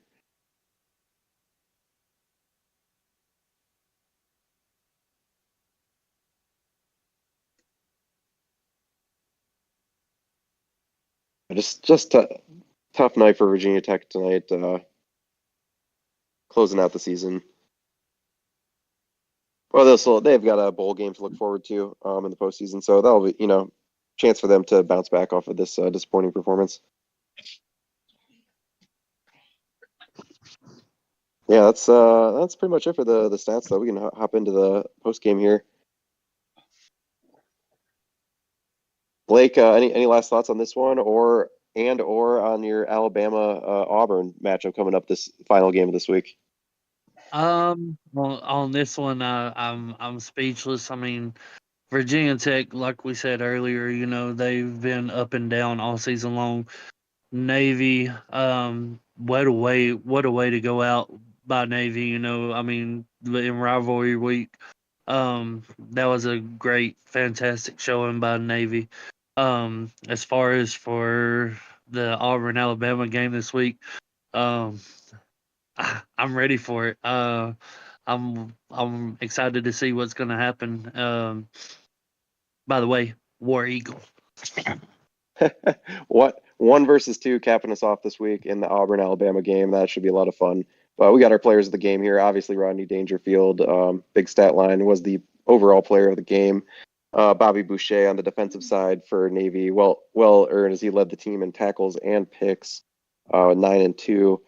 Tyree Saunders, CPU player, had a nice night, and Zion DeBose, another CPU for Virginia Tech, tallies and yeah, that's never a good sign when the CPU players are both players of the game for you in the final screen for sure. Yeah, that's about it for this one, though. I will kick it back to Dave here. Blake, thanks again, and everybody tuning in. It's always fun doing these. Yeah, I had a good time. All right, David Leathers and Blake, thank you guys. Appreciate you. I think is it Iowa at Kansas? I need to double check this real quick. Yeah, it's Iowa at Kansas. All right, so, I mean, what a fucking ass whooping. Where's that Navy team been all fucking season is what I want to know. They take care of business in a big way. 58 points. That's money right there. Let me pull up these offenses and these defenses real quick for Iowa and for Kansas. Iowa, week 11, is going with the Penn State offense. And I think they've done that once or twice before. I think most recently they were running Notre Dame and Oklahoma State, if I'm not mistaken. So let's get over to the Penn State offense for Iowa. And what the fuck happened to Virginia Tech, man? The roller coaster, it was up and down, and then it went up, and now it's coming down. It's like, man, these guys are all over the place. Iowa's going to go with a 3-3-5.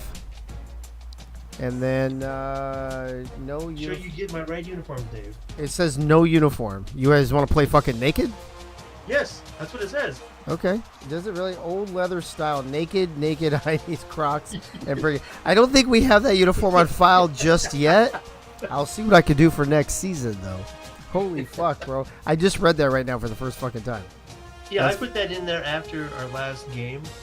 Oh, Like, that's during that fucking blowout. hilarious. That's actually fucking hilarious. Yeah.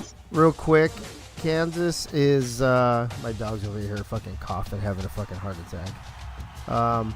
Hey, don't have a heart attack yet. I gotta fucking play a game. Wait till I'm done.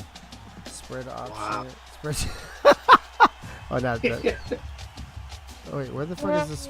Oh, suck it. Not spread option, right? Where's the? Right there. There you go. Spread. Spread and also running a 3-3-5. There you go. Okay. I gotta do Kansas uniforms first since they're home. What did Benji say? He said limestone. Let's check out the limestone, folks. There's the limestone. Boom, shakalaka. Okay, so Kansas is done. What do you want, Zach? Well, whatever I can get. Anything that's got a white jersey. Well, just leave You like it like that? it. Yep. Here we Alright. go for the loss. All right, here we go. It's Iowa at Kansas, the second game of rivalry week. I was trying to look up the weather, but Lawrence, Kansas was not coming up for some reason. Hold on. Yeah, let me see if I can get it. But Yeah, let me know. I was trying to do it on my phone while we were doing other things, though. That could have been the problem. I see we just, as soon as that game ended, we went from like 15 people to 8 people. Nobody gives a shit about Iowa, Kansas, apparently. no, nobody gives a shit about Iowa at all. Apparently. All right. Well, while he's Kansas? doing the weather, the Marine Corps Navy team would like to appreciate the commissioner for throwing all the sliders towards the Marine Corps dress blues for the Marine Corps dress blues, courtesy of Gunny, Freddie, and Merle. That's Hey, actually, Dave. Yeah. KU is running the spread option, not spread. Oh, hold on a second. Let me go back. No, it says spread gen. It does say spread, Jen. Well, we've been running. Haven't you been putting spread No, option in your course? no. I've been using the spread general. Okay. Hold on. Let's double check. We'll double check right now just to make sure while Holdorf is looking up the Well, I have the weather. weather. Yeah, you do. Let me know about the weather. I'm gonna look something else up here real quick. 63 and clear. All right, hold on. I'm gonna look at. Yeah, it literally says Wouldn't I- spread, Jen. I know it does. That's what I've been doing all season. But I'm gonna double check one thing. When did Go for it. That's fine. Hey, when did Kansas? Doesn't matter. When did Kansas play last week? First night or second night? Anybody? I don't know. Nobody remembers shit. Hold on.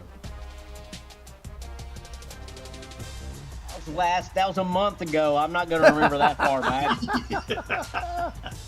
His name. I want to say it was Oh, first night. I they think it was the played second game. on the Wednesday night. The very last game. Okay. Let me go there. Real quick. They played you, Gunny. Looks like Iowa, Florida. What are you talking about? Hold on.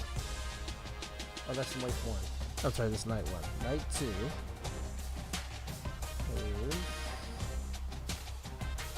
Iowa, Auburn. What the fuck? Let's go to the playbooks. Oh my God! Hold on, it took me all the way to the beginning. Son of a biatch. All right, what's the weather? Is it cloudy, clear, windy? 63 What? and clear. 63 and clear? Yeah. No wind. What about the wind? I don't fucking know. What's it fucking say? Read, motherfucker. 6 mile an hour. Oh, that's not wind. That's a fucking blowjob. Hey yo. Wow. I know. Hey yo. All right. I'm quadruple checking Benji real quick. Syracuse Bama was the last game. Last week. Dave, it's all good. No, it's not. It's more important to be accurate. That's night 2. How about night 1? I'm having a hard time finding when you played last week. I don't know why. I want to say it was the second game Night 1. 'Cause it was against Illinois. Oh, there it is, Kansas. Oh, that's right. When we kicked your ass. Why don't you just tell me that part? All right, hold on. Here we go. This is why I do all that shit at the beginning, so we can go back and look. This is why it's important, folks. There it is, right here. I am scrolling back as we speak. Kansas Jayhawks. Oh, that's it. It is. We kicked your ass. Why can't I hear myself? Yep, That was me. regular spread, bro. Regular spread. Spread gen. Okay, so we're good. All right. Is this good, Holdorf? 63 and clear? Yep. All right. Let's check it out. So who's joining me in the booth tonight? Gunny, are you my sidekick? Yeah, I'm the second in charge. Okay, and then who's my third wheel? Is that Keith? Yes, sir. Keith, what's going on, bro? How you been, man? What have you been up to the last couple weeks? I went to Ames for Iowa State's homecoming game against Kansas. Yeah, how was that? Are you kidding me? That is just I stupid. destroyed my vocal cords, but you know what? It's fine. I don't doubt that at all, by the way. Yeah. Gunny, what about you? What have you been up to? I just came out from the champagne bath in the Navy locker room. I'm glad you said the Navy locker room and not something else when you said champagne bath. Hey, yo. All right. I didn't know if that was like some stripper thing at a club. No, I was happy for Freddie and Merle and myself for sticking it out this long and having a good game like that. Yep, absolutely. Attaboy, Benji. Spread gen, spread option, whatever, 220, 221. Spread gen, I'm 99.99%, Benji. That's what I've been putting in every week. Just FYI. All right, top players to watch for this rivalry game. Playing for all the corn in the Midwest between Kansas and Iowa. Hunter McRuns a lot. He received... Where did I put that? He received 1 vote this week for Offensive Player of the Week. Tanner Hendricks, Stuart Zomelia, along with Stefan Forge and the Swift brothers, both Marco and Jaden for Iowa. You gotta get Swifty. You gotta get Swifty here. Who is hitting the buttons? What? You're welcome. Why are you here, Zach? Because I have nothing else to do tonight. Yeah, but you have to be in the chat, bro. You got to be watching it. I have it pulled up still. Oh my gosh, you're in here fucking shit up. Oh my god, is this how you're gonna coach your team tonight? Are they gonna be fucked up? Yes, we're drunk. Perfect. Are you on the Swifty team in Lexington? I am. In Lexington. I had a feeling. What is Lexington? Lexington Miners in the SFL. Oh fuck, I don't talk about that shit. All right, we're moving on. Hold on, everybody.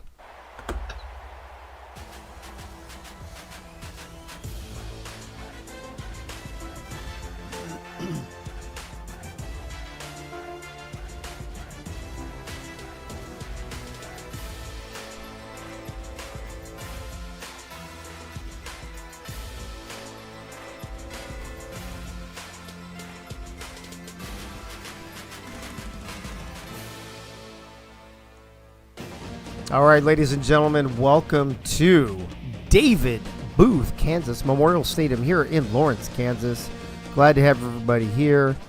I am Dave Axis along with Gunny and Keith. We're going to be your broadcast booth for this evening in Game 2 of Rivalry Week here in Season 2 of the AACL. I see Michaela already defending her team against Keith in the chat. I'm not sure what that's all about exactly. But Corn Hub starts things off. Corn Hub starts off by taking a knee like he always does. Hey-o. What was that, Keith?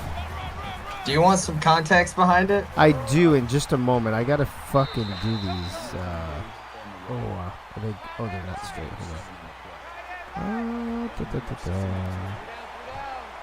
I gotta fix these. On the second games. I do these things on the blind, and I take the best guess I can, which is not too shabby by the way. They're pretty fucking close.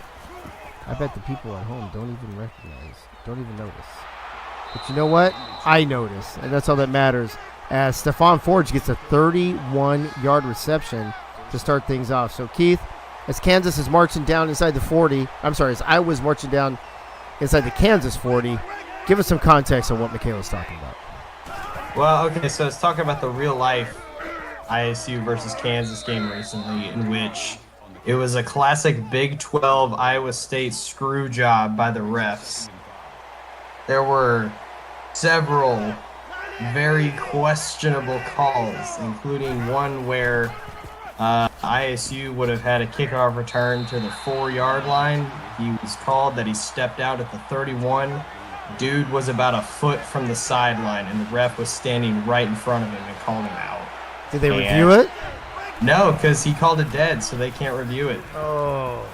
And ISU got 0 I thought points you could review sideline calls. That's what they said. I don't know. That was what. That sounds even shady. That part sounds shadier than the bad call, bro. But yeah, so and then ISU got no points on that drive and lost by 7. Holy shitballs. Well, speaking of holy shitballs, Iowa stalls their offense as always, but they do settle for a field goal. And they start things off with a 3-0 lead as you see the new rankings here on the board. 11th ranked Iowa at 8th ranked Kansas. Rivalry week, folks. Iowa and Kansas. It's ugly. You should have seen on the news the things they were doing to each other's schools. It was unbelievable. The things you can do. I didn't even know you could do half those things with corn. Hey. I'll be here all week, folks. I mean, I'll literally be here all fucking week. All right, Kansas on their first drive from about the 26.5-yard line.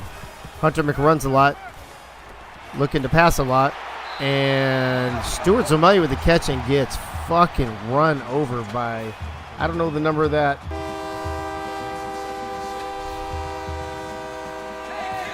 But I hope he wakes up in the morning. Here goes second down. Ooh, nice block right there. He set that guy flying. And Hunter throws it away. Iowa celebrating on a second down stop. That's not a good sign. 3rd and 6 from their own 30.5-yard line. Stutter step. That means the screenplay's coming. It does. It goes to, I'm assuming, yeah, that's Tony Ava. For a 6-yard, but he's just short.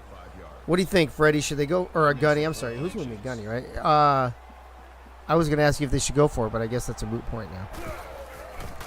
They held him up good because they made him go sideways when all he had to do is fall forward. He would have got the first down. Yeah, I think being that close, like 4th and a couple inches, I would have gone for it anyway. Corn Hub just punching people in the fucking face apparently down the sideline. 13-yard punt return. Iowa State. Dave, I'm with you. I would have gone for it. I would have gone for it there. Yeah, I mean, I know it's inside your own territory, but it's not like you're on your own 20. You're on your own 30-something. But yeah, exactly. But Jaden Swift with a 1-yard rush. Yeah, a rivalry week, a rivalry week game. Yeah, I would have went for it. Yep. I mean, because you never know how many chances you're going to get in a game like this. Of course, unless you're Navy putting 58 on Virginia Tech. Holy shit. That was something else, Gunny. That was a good game.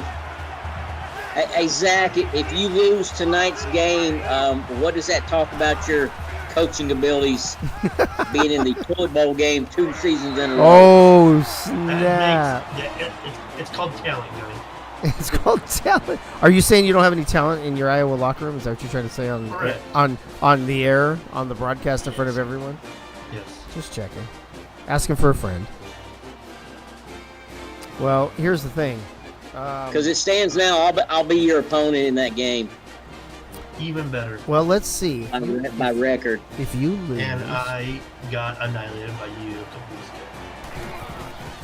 ago. Wow.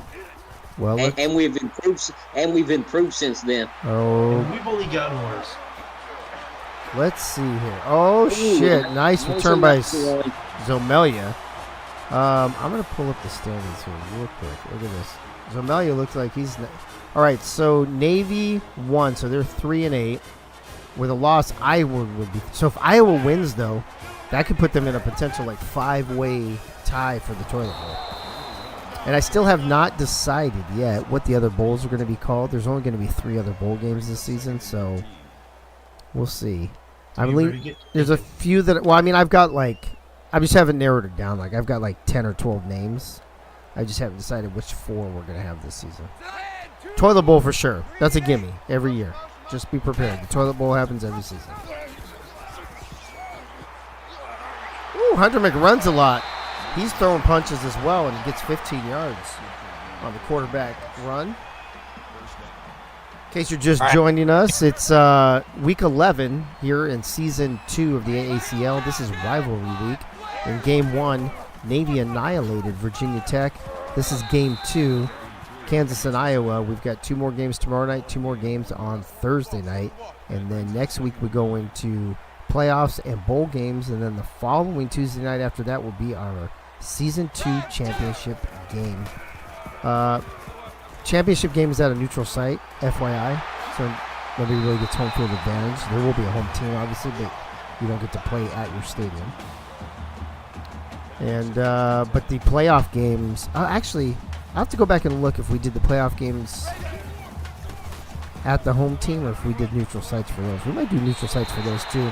As TJ Hendricks catches a 10-yard touchdown pass from Hunter McRuns-a-lot.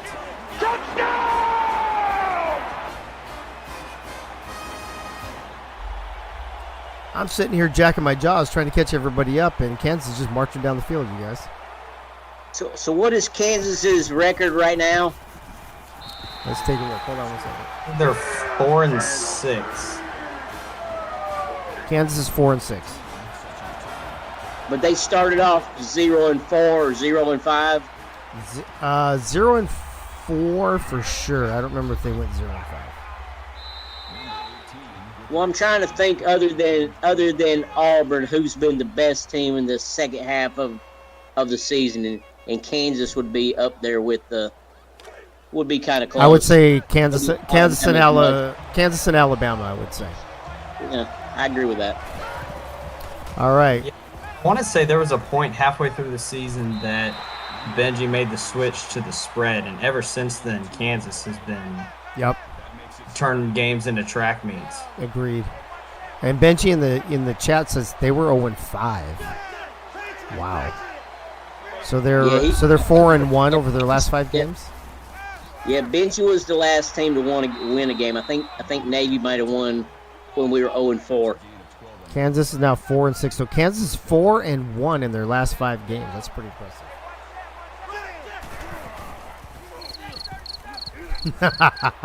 Says the Iowa guy. Wrong. Little Cy, his second reception. Gets Iowa out to midfield. Marco Swift is 4 for 5. And then Iowa might be the team that's gone backwards the most because they started off pretty good at the beginning of the season. Who did? Iowa. Oh, Iowa, yeah. I don't think anybody's had a better first half versus terrible second half than Florida, though. Florida has lost, I believe, 4 or 5 in a row now. Ooh, there's a nice pass down the middle. That's a Little Cy again. They're calling Little Cy's card a few times now. That's his 4th reception already. All right, I want to hear some over-unders on how many points we're going to see tonight. Because my initial thought was something in the mid-80s. On this game? Yeah. It just depends on which Iowa shows up, right? I mean, Iowa can score 50, but then sometimes they can score like 10. So, well, let's not forget that both these teams did not play well at all on defense last week against teams that are not necessarily known for offense so far this year. We don't have a defense in Iowa.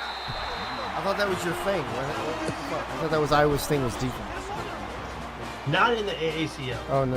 I was going to say, in real life, aren't they known for defense and very low-scoring offense? Yes. Dave, it is laughably bad how Iowa's offense ran. Oh, it's fucking terrible, bro. It's... Oh, there you go. But not this offense, as Max Cooper gets a 13-yard touchdown reception from Marco Swift. You gotta get Swifty. You gotta get Swifty in here. Wide open in the corner, Gunny. I mean, what is the defense even doing on that play? I don't know. I was thinking this was the same after this extra point. This was the same score of Iowa Northwestern game last weekend at Wrigley Field. Holy shit! Except that was half. And That was the score at final. halftime. Oh, that was No, the this final. was the final score. Oh, even Final score. even This was the final score last week. wow. I was trying to give you the benefit of the doubt. My bad. No, don't give Iowa the benefit of the doubt. You know better. I'm just trying to be nice because you know me. I'm like Mr. Nice Guy and shit. Wrong. I mean, hey, the playoff committee just ranked Iowa I for know. stupid. I have no Wait, idea. wait, wait. What were they ranked? We They're were ranked- ranked. Now we're Well- ranked in 23. Yeah, they got 6 votes in the AP poll as a 7-2 Power 5 team, and then the college football playoff committee said, screw it. We only look at scores. They're put them in there. That's fucking dumb, dude. I hate the whole committee. I honestly, here's how I think we could help alleviate all this power conference shit and everything else.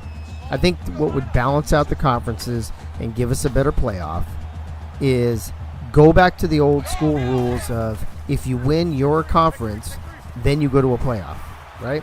So if you win the SEC, if you win the Big Ten or whatever, but if you did that, right, then Oklahoma and Texas wouldn't come to the SEC. They'd want to go play somewhere where they have a better chance to win a conference. So they would stay in the Big 12, right?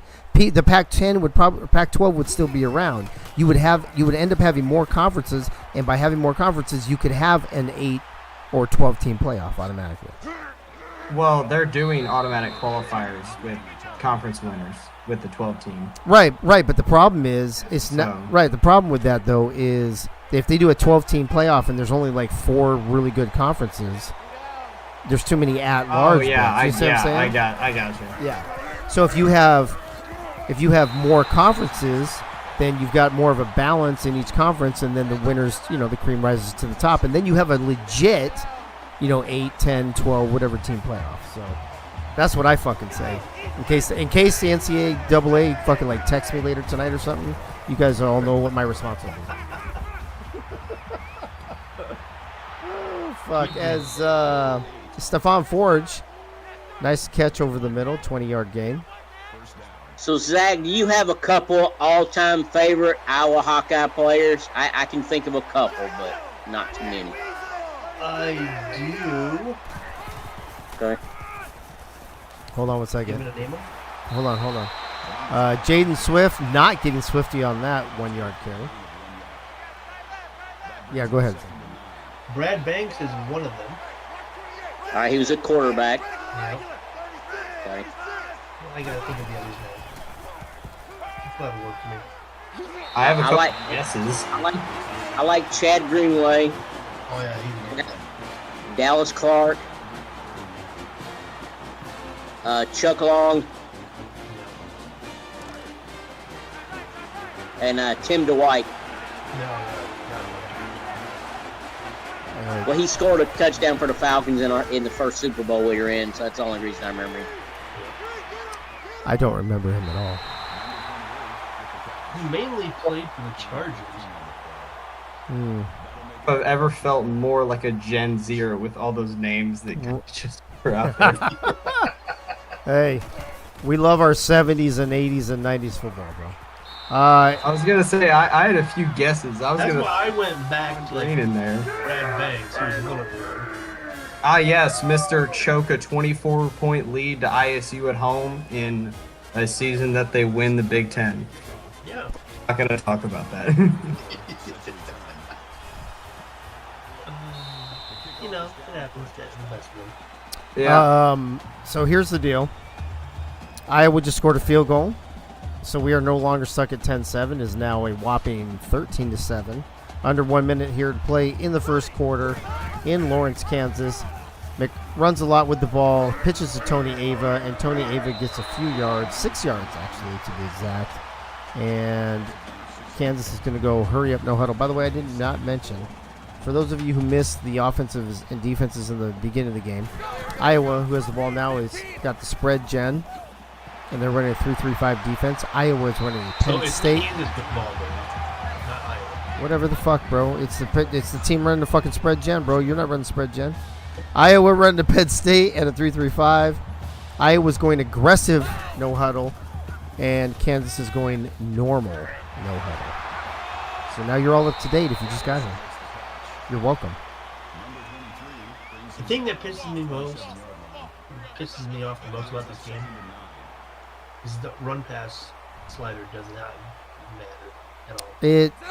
I think here's the thing. Here's the problem with that. I think it does work to a certain extent. As Hunter McRuns a lot, just basically tells everybody to fuck off and runs for 24 yards. I think it does, but I think what we don't take into consideration is that was a great run to end the quarter. 2 seconds left. Is what's the defense you're running against, right? What's the personnel? What's the fucking stamina? I think all those things come into play. What's the score? Are you having to come back and chase the lead? I just think there's so much more involved than just saying I'm going to run the ball 60% of the time no matter what the game situation is. A little naive when you have so many other factors involved in a football game. That's all I'm saying. I mean, that's just kind of one of those things that you can't really recreate in a video game. That kind of thinking, I feel like. Well, I understand that. I just don't think. I just don't know how you can say, hey, I want to run the ball 60% of the time, but if the situation dictates and the defense dictates differently, and so your numbers change, are you saying the video game's fucked up, or just that's the way the game went? I mean, I don't know. I don't know. I wonder if it might be one of something that they improve upon with the new game. I'm sure they will, as Kansas gets ready to kick another field goal. It's good. Honestly, my run pass ratio this week is 0% run, 100% pass. Yeah, you can't go there. But I meant to tell you, by the way, you can't go that much. It's like, I think the max is like 85-15 or something like that. Well, I mean, you get it. Yeah. So I pushed your sliders all the way over. That's what I did. Yeah. But here I am running the ball more than anything else. Well, but here's the thing, right? So let's say you decide you want to go run heavy at Iowa, right? Let's say you went 70-30 run. Yeah. But then Kansas comes out with a 5-2 fucking defense. Well, you're going to recognize that, and instead of running the ball against 5 fucking linemen, you're going to pass the ball. Yeah. That changes your percentages right off the bat. So no, I understand that. I would say maybe if we do another season on revamp before the new game comes out, if depending on timing, I would say we might want to make a rule that we just leave it all at 50-50 and then let the offense, whatever offensive playbook you pick, dictate. There we go. All right. Wow. Who was Call that? it now. Iowa will not have the lead the rest of the game, probably. Who's number 23 on Kansas, Benji? I think it was like Knuckles McNoble or something. Is that Knuckles? Yeah. Nice. Very nice. Yeah, it was I have to say, a thought that I had coming into this game was, all right, take a shot every time a team scores a touchdown. And sorry, bro. Yeah, I feel like that would have been. I mean, I feel like that would have been. That still would be a horrible idea, even though the offense is. I mean, they're not scoring as many touchdowns right now in a row as maybe you would think, but there's still points. There's still points. Hey, Gunny, real quick, if you're in the chat still, looks like Orlando scored, and they're 1-0 on Nashville. So Nashville loses this game, they're out. Yeah, that was the same with us today. And I heard we actually won 4-2. I think we lost 1-0 the other day too. So I don't know. Do they do this on aggregate or is it just straight up wins? I was wondering if the game was tied. What happens? Yeah, I think. Oh, maybe that's why there's. I think they got to go. That's probably why there's a third game. Yeah, it's the best 2 out of 3, so they would have had to do overtime or whatever they would have had to do. Yeah, it says Orlando leads 1-0, but I don't know if that means the score or the game's. Oh, somebody's hurt. DJ Bandit on the ground, on his back. Or Dave, if you're talking MLS, that's the score. It's hard. Hopefully he can walk. Well, underneath it says round 1, best of 3. Orlando leads 1-0. Yeah. Yeah, so it's, yeah, and then Orlando's up 1-0 in the... Well, they're not anymore because Nashville just scored. It's 1-1. What's up? Okay, well... So let me see if the bottom part changes now. At this point. So the ESPN mobile app still sucks. All right, cool. Hey, Mukhtar. Oh, ooh. Knuckles. Man, look at Knuckles is all over the place, bro. All right, let me see. Oh no, that's your player name. I know that player name that you just said, Dave. Yeah, Hani Mukhtar. He's our starter. Oh, see, I heard fucktard, but I mean that was pretty close. Fucktard is what I say. I was gonna say I heard the same. Yeah. Oh, Yeah. wait, they called offsides. What the fuck? Never mind. Hey, by the way, speaking of fucktards and the Marine Corps and all that shit, guy, did you see what happened to one of my blimp hangers in at Marine Corps Station Tustin today? I did not. I haven't seen the news today. Check the news. So the 2 hangars at former Marine Corps Station Tustin, 2 largest wooden structures in the world, and one of them fucking burned down today. Wow. It's been burning since last night. It's still going. And in the pictures and the news, you can see the buildings that I worked at and everything. It was right next to Hangar 1. You can see the crash crew building, the ops building, the tower, all that shit.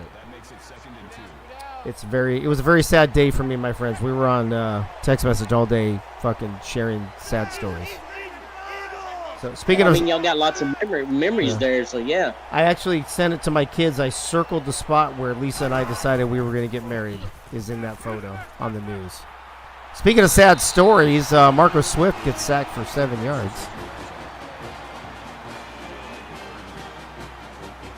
I just don't remember if MLS does aggregate or not. That's what I'm trying to figure out. Well, hey, I guess you can't throw 4 picks if you're getting sacked all the time. That's right. DJ Bandit has ruptured his disc. He is out for eternity or until next week, whichever comes first. I don't know who 82 is. Is that their tight end or their halfback? Oh, that's Jalen Jones, the backup halfback, with a 2-yard reception. Who's no longer in server.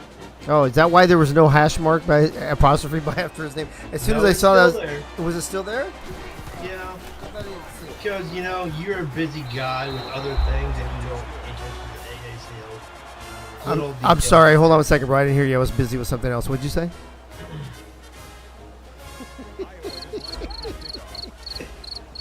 I think I'm just going to kick back, way back here. I'm going to put my feet up on my desk. And I'm just going to enjoy the show.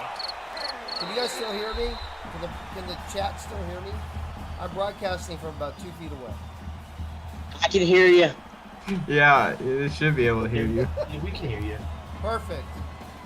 Kansas Dave? with the ball. Dave? Dave's not here. Dave's not here. He doesn't sound like he's here. Tony Ava trying to run motherfuckers over. That's good for a gain of 3 yards. I got tired of sitting in my chair. I had to Make kick it back. 2nd and 7. What if I go like this? Does this sound better? No, not really.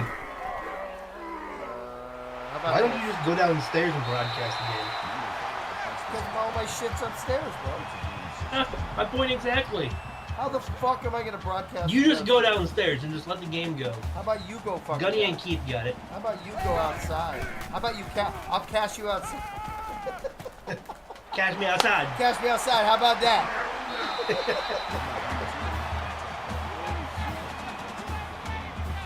That right there is funny. I don't know. That makes it 1st and 10.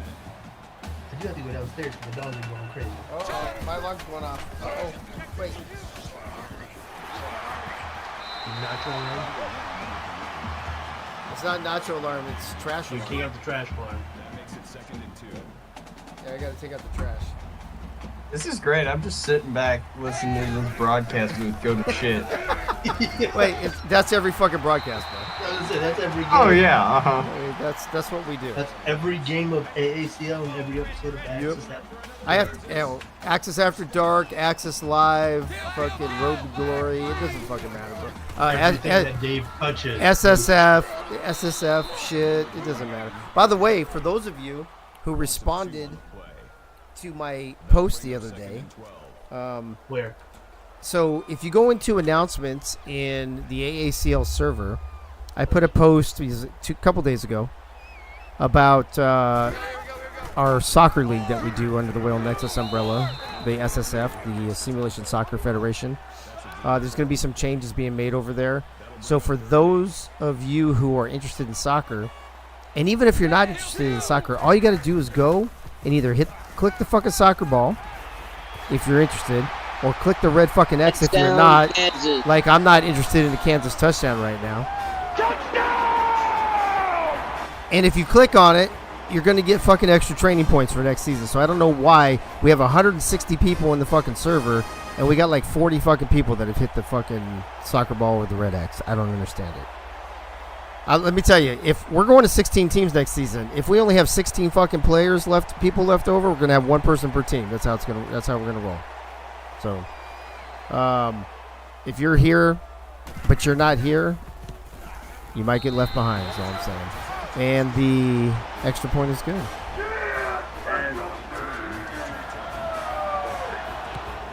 However, I have your MLS question answer for you as well. Go ahead, Gunny. Round 1 is the best of 3 format with the highest seed playing the lowest seed. The round will not have the aggregate score being kept, and tied matches will proceed directly to a penalty shootout to determine the winner. The remaining rounds will only be single elimination with extra time and a penalty shootout if still tied. Very nice. I like that. There you go. All right. So the thing on the bottom which says round Orlando leaves just 3-1 is games. That's good to know. So all we have to do is win this one. That's all. Michaela Foraker in the chat says Nacho Alarm was last night. Trash Alarm is tonight. As said last night, an Access After Dark for those of you who did not fucking tune in. Thank you, Michaela. I appreciate it.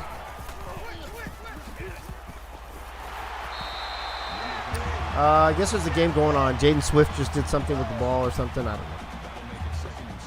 know. Yeah, I like how none of us are paying attention to this game. I'm just like, he gained 3 yards. all I'm saying is you better go on the announcements and hit the fucking soccer ball or the red X if you want extra training points. That's all I'm saying. Because the soccer. This is in the AACL or the SSF? No, it's in the AACL announcements. I'll go to it right now. It wasn't today's announcement. Oh, it's literally just the announcement before today's. That's how easy it is to find. Ooh, look at. Nice catch. Yeah, look at Marco Swift with the nice pass. You gotta get Swifty. You gotta get Swifty in here. Was that Forge again? Was that Stefan Forge? It was. Yeah. He has 4 catches for 76 yards. He's doing pretty well. Anyway, it is dated on 11/4. It's literally the announcement before today's announcement, so it's pretty easy to say. I think I even pinned it, for God's sake, so it's not that hard. We only have, 48 people, so we have over 100 people that have not responded. I guess they don't want their training points. I love the fact that I keep doing these things, and all these people that pay attention and come in here and just click a button are going to have so many more points than the people that don't do that. And you're going to start seeing separation of player values. And then what's going to happen is the people who didn't do it, they're going to come back and they're going to bitch and be like, why is my player value so low? Boom. I'll be like, go to YouTube and tune into night 1 of Rivalry Week. And I explained it all to you. Chad Stinson on the tackle. And Iowa trying to do some option. Oh, and they do. Holy shitballs. And there's the guy who's no longer in the server, Jalen Jones, for a 10-yard rush. 100% he's not in the server, Zach?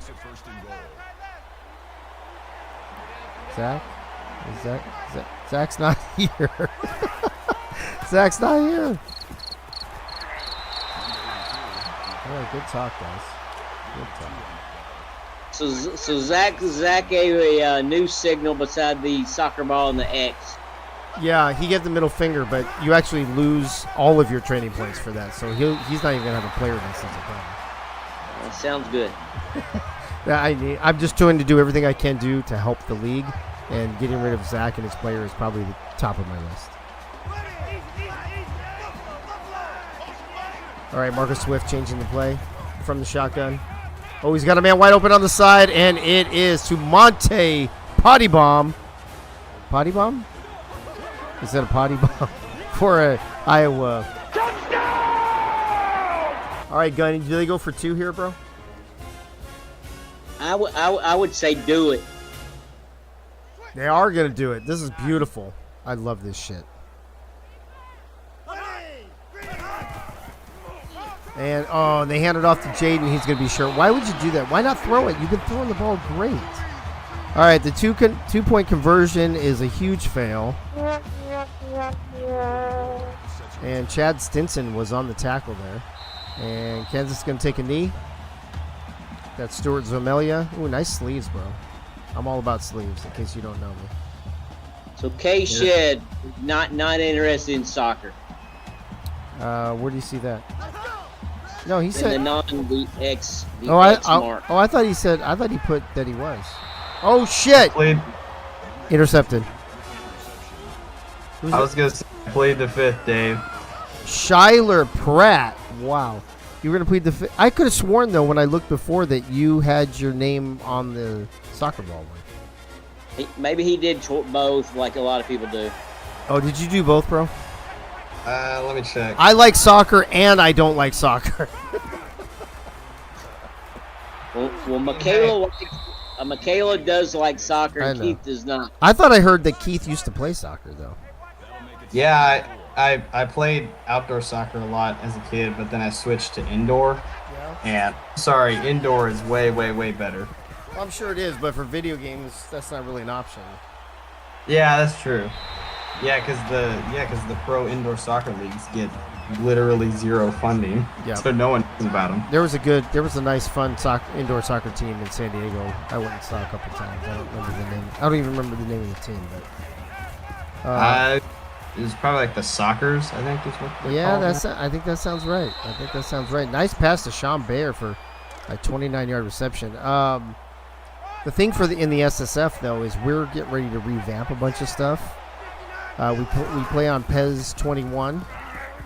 We've already got we're going to be doing our 3rd seasons, and we've had I think at least 4 tournaments too. So we've done a lot there already. And Dave, did you tell Keith who wins the last tournament last year? I was going to tell Keith who won the preseason tournament, the regular season, and the postseason tournament. I don't remember, Gunny. Do you remember? I don't know. Keith should know though. Knox City, baby. Knox City. Oh, and Marco. Oh, I thought he was going to get tackled behind line of scrimmage. Quarterback keeper, he gets the first down. Whoever number 30 is totally fucking whiffed on the tackle. 1st and goal for Iowa. 36 seconds left to play here in the first half. They're counting it down. Marco Swift throwing it over in the corner. Oh my God, Becky intercepted, and I think that is that's McHops or whatever, right? Scooter McHops, number 9, or is that number 8? That's number 8. So number 8 is I know who this is. It's Shea, right? Is it Shea? Fuck. I'm not. I think Timothy Shea's number 31. David Leathers is saying Scruffy. Scruffy's Knox City. Yeah, that's who Knox City is. Knox City Soccer Club. They're the Scruffies. Oh, okay. I got you. And they literally won fucking everything last season. It was amazing. I'm trying to find. Oh, I don't have the stat sheet anymore. Oh, there we go. I should do it. Was that a safety or a fucking? Oh, boom, boom.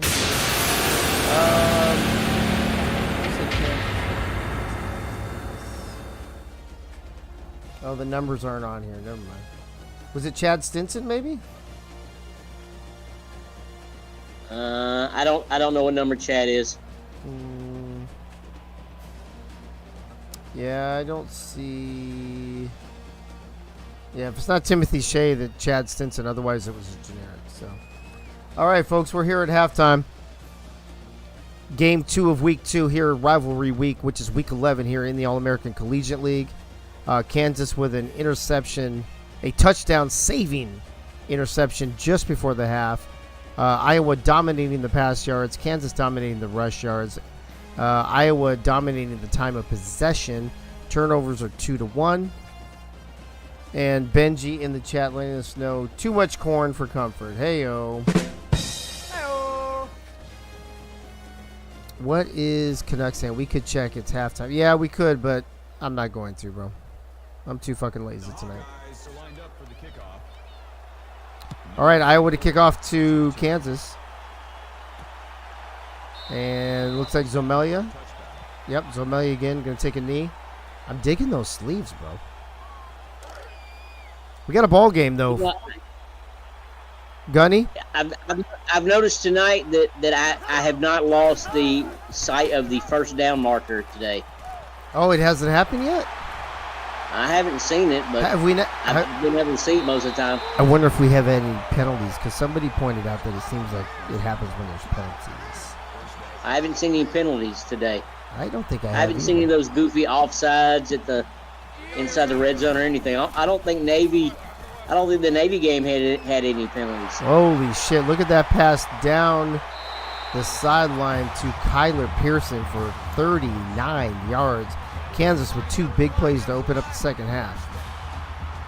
Howard runs a lot, 7 for 11, 106 yards and 2 touchdowns already. So Kansas put 4 points with Howitzer McRunslot throwing 11 passes. Isn't that crazy? That's wild. Well, he's averaging probably, what, 30 yards, 20, 30 yards a fucking pass probably. It's 110 yards on 8 completions. That's like... it's like a little under 20. Yeah, it's like 17 yeah. or something like that. Yeah. All right, he's going to keep it this time. He's going to pitch it to Stuart Zomelia, of all people. He hits the pylon. Oh, they don't. He's out of bounds. Oh. Out of bounds at the half-yard line. Come on, Zoe. What are you doing, bro? All right, we're going to try it one more time. This time, Tony Ava up the middle, 1 yard, and a Kansas Let's go. to extend their lead. I don't know, Keith, that David Leathers might be close with their 80 points prediction tonight. That could be. Yeah, I mean, I said 85, and we had, what 46 at halftime? Well, we're at 53 right now. Yeah, it was 24-22 at halftime. All right, well, let's see if Iowa can respond and keep this close. They're down 9, so it is 2 possessions. And looks like Cornhub. Nope, Stephon Forge with a 31-yard return. Marco's got to keep it clean the rest of the way. I mean, he's been pretty good tonight. He just needs to avoid some of these multiple interception performances that he's had recently. I see that one person has responded to what I said about the announcement and has added their name in there, but I can't tell who it is. I don't know who just added. It's not you, Gunny, right? Gunny, you haven't answered this yet, have you? Not that I know of. Okay. Which I already know you're in that league anyway, but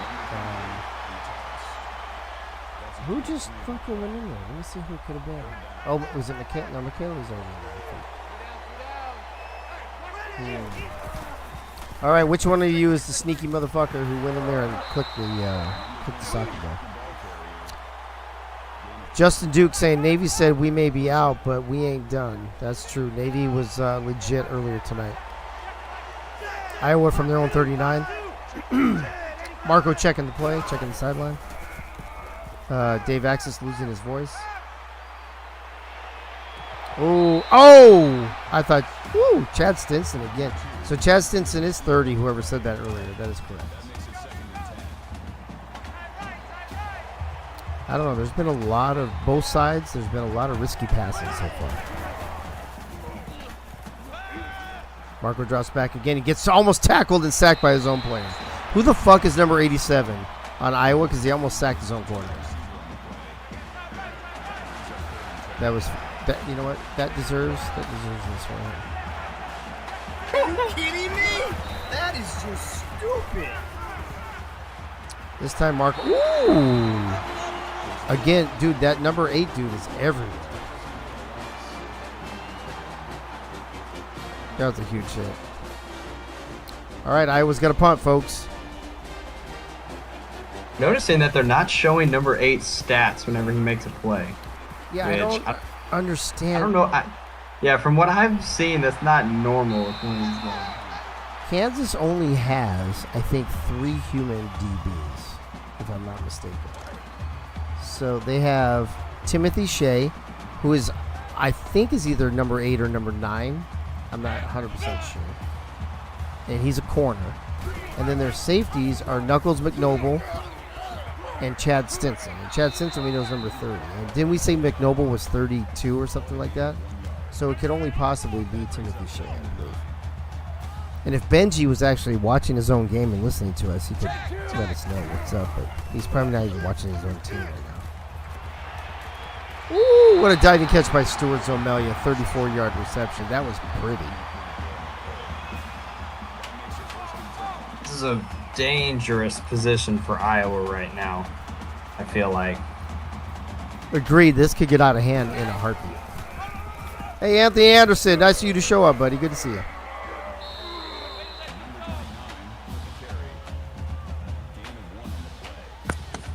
31-22 Kansas right now. 5.5 minutes left here in the third. 100 front. Ooh. Oh. He was from. I was going to say. Actually, whatever I say doesn't matter because Tony Ava just got worked for a 3-yard loss.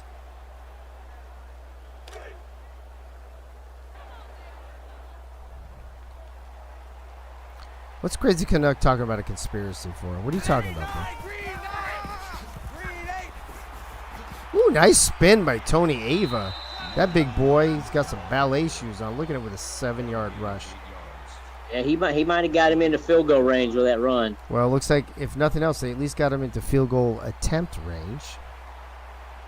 This will be a, what, a 51? 57? 51, 52. It's only 47.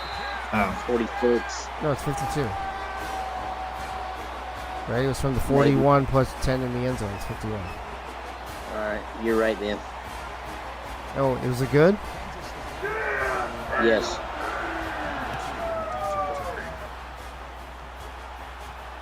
All right, from the 2-yard line deep in the end zone, it looks like this time it is Corn Hub. It is for a 26-yard reception. And I haven't been able to do this all night because Corn Hub hasn't done shit all night. Yeah, I haven't heard you say his name a whole bunch tonight. I think that might be the first time. It is, yeah. Yeah, dude, that was a very, very dangerous pass over the middle. Oh, conspiracy for number 8 not showing his stats. I see what you're saying, Crazy Canuck. I get it now. I get it now. Now that you broke it down and explained it to me. Nice inside handoff to Jaden Swift. He gets 6. He's going to bring up 3rd and 4. I would say, you guys, if Iowa doesn't score here in this quarter, it's going to be tough to come back in the fourth to win this. They give that to him? No. Out of bounds. Hey, look, number 8 again. Mr. No Name. Yeah, I'd agree with you, Dave. Iowa needs to start putting some points up. I think a lot of Iowa players right now would be wishing for a turnover on this drive right here, just to get something going. Something. Stuart Zomelia returns it for 8 yards, and if Kansas has a nice, methodical, time-consuming drive and puts more points on before this quarter ends, it might be tough for Iowa to come back. They're going to hand it off to Tony Ava. They are going to work this clock a little bit, it looks like. Tony Ava gets 4 yards. Although I would suspect, knowing that it's Kansas, it's probably going to be a few running plays and then just a 40-yard bomb down the field. Yeah, I mean, who knows? Yeah, I wouldn't be like this. Oh, yeah, there you go. Stuart Zomelia with another catch. He's having a game. He's got 60 yards on 4 catches.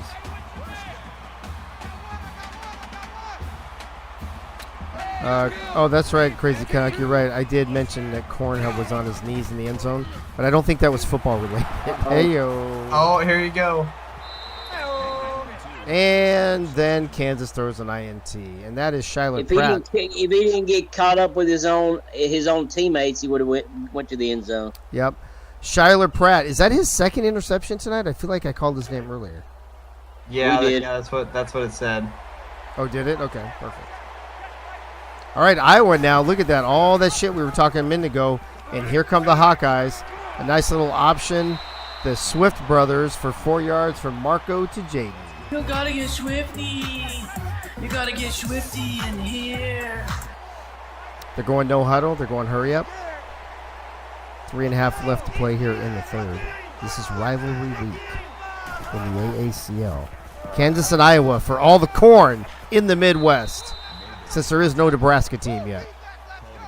First down, inside handoff to Jaden Swift. He's got 75 yards now and 18 carries, averaging over 4 yards a carry. Marco checking the sideline. From the shotgun, Jaden, his brother to block for him, but he gets rid of it. A little too much pressure for Marco to hit.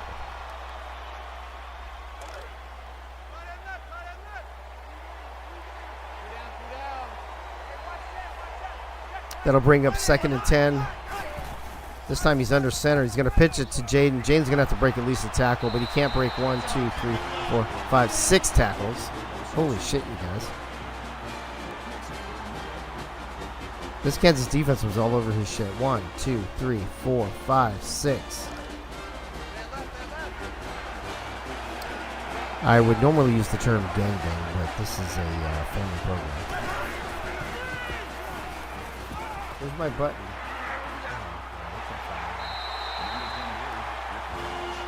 I'm sorry.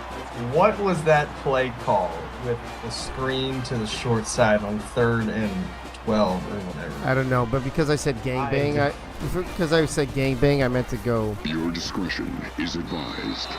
All right, Iowa gets on the board here in this third. Is that the first time they scored in the third? Yes. Wow. So that took a minute, but all right, Keith, what was your question exactly? What the hell that play call was going screen on? Dude, don't get me started about the screen passes in this game. I fucking hate them. That's why I want to go to custom playbooks so we can take them out, or at least so you'll have the option to take them out. You've been saying that. Yeah, I mean, that's what I want to do, but it's going to be up to a vote. It depends on what the ADs say. TJ Hendricks, I haven't called his name in a while. The 2-yard catch. It's only his 3rd reception of the night. He got a touchdown early in the game. Did he? Okay. I believe. Tony Ava gets the ball. He fucking slaps some guy over like he's his bitch, and then runs it round the outside, round the outside, round the outside, and Tony Ava is gone for a Kansas Jayhawk. Ooh, you guys see that? The first guy who got him, he just slapped him in the face like a bitch and then took off. Watch this. Get off me, bitch. And I'm gone. 22 may or may not have been holding. Prime Derrick Henry right there. Yep. Tony Ava. And I'm not saying 22 was holding, but wow, Tony Ava opening this up. So I guess Howitzer McRuns-a-lot just didn't need to show up with his right arm today. Now when you have Tony Ava, come on. Oh, they're going to go for 2.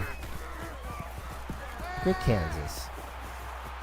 Oh, what a terrible pass. He had a man with number 5 wide open, and Hunter throws a terrible pass. Or was that tipped? That might have been tipped, you guys. It didn't look tipped. Terrible throw. Terrible? That's terrible. This is terrible. Yeah, so that's kind of crazy that Kansas has only thrown it 16 times when normally I would think that Kansas would be throwing it more than that, but I mean, they haven't needed to, of course, but it's kind of interesting, I think. Yeah, I mean, 40 points on only 16 pass attempts is pretty interesting. For sure. Yeah, I mean, of course, it doesn't matter when you have 230 rushing yards. And a defensive touchdown, right? Don't they do that pick 6? Yeah. Well, let's see what Marco Swift and the Iowa Hawkeyes can do here. Still 2:15 left in the third quarter.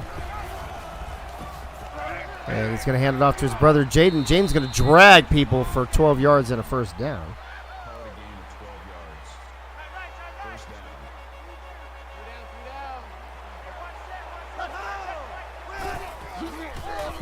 He's going to hand it off to him again. Inside handoff, and he takes it around the outside, around the outside, around the outside. He's down the sideline, and that's actually the wide receiver, Lil Cy, for a 37-yard reception. We do not see the end around to wide receivers get that much yardage, be that successful very often, but that might be the best one I've seen all season. That was a good one. Wow, that's a great time to call it, too. This time, Jaden's back in the game, gets the inside handoff, gets a 4-yard carry. Wow, that was pretty interesting. I think that's the longest wide receiver end around that we've seen all season. Or jet sweep, I guess they call it now. But this time they tried the option. That has to be the longest. I mean, the other ones that I've seen, at least, they get nothing, or they get dropped 4 yards. It's a loss or maybe a couple yards. Yeah, they're not very successful.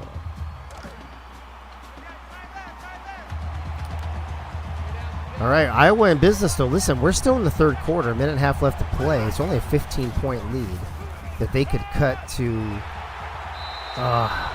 depending on if Marker gets sacked for 8 yards. Yeah, that's a 52-yard field goal from here. Yeah. Oh, it is Timothy Shea, number 8. Yeah, Timothy, number 8. Okay. Yeah, he was on that tackle, number 54. All right, Michaela, thank you. Crazy Canuck, thank you for being late on that.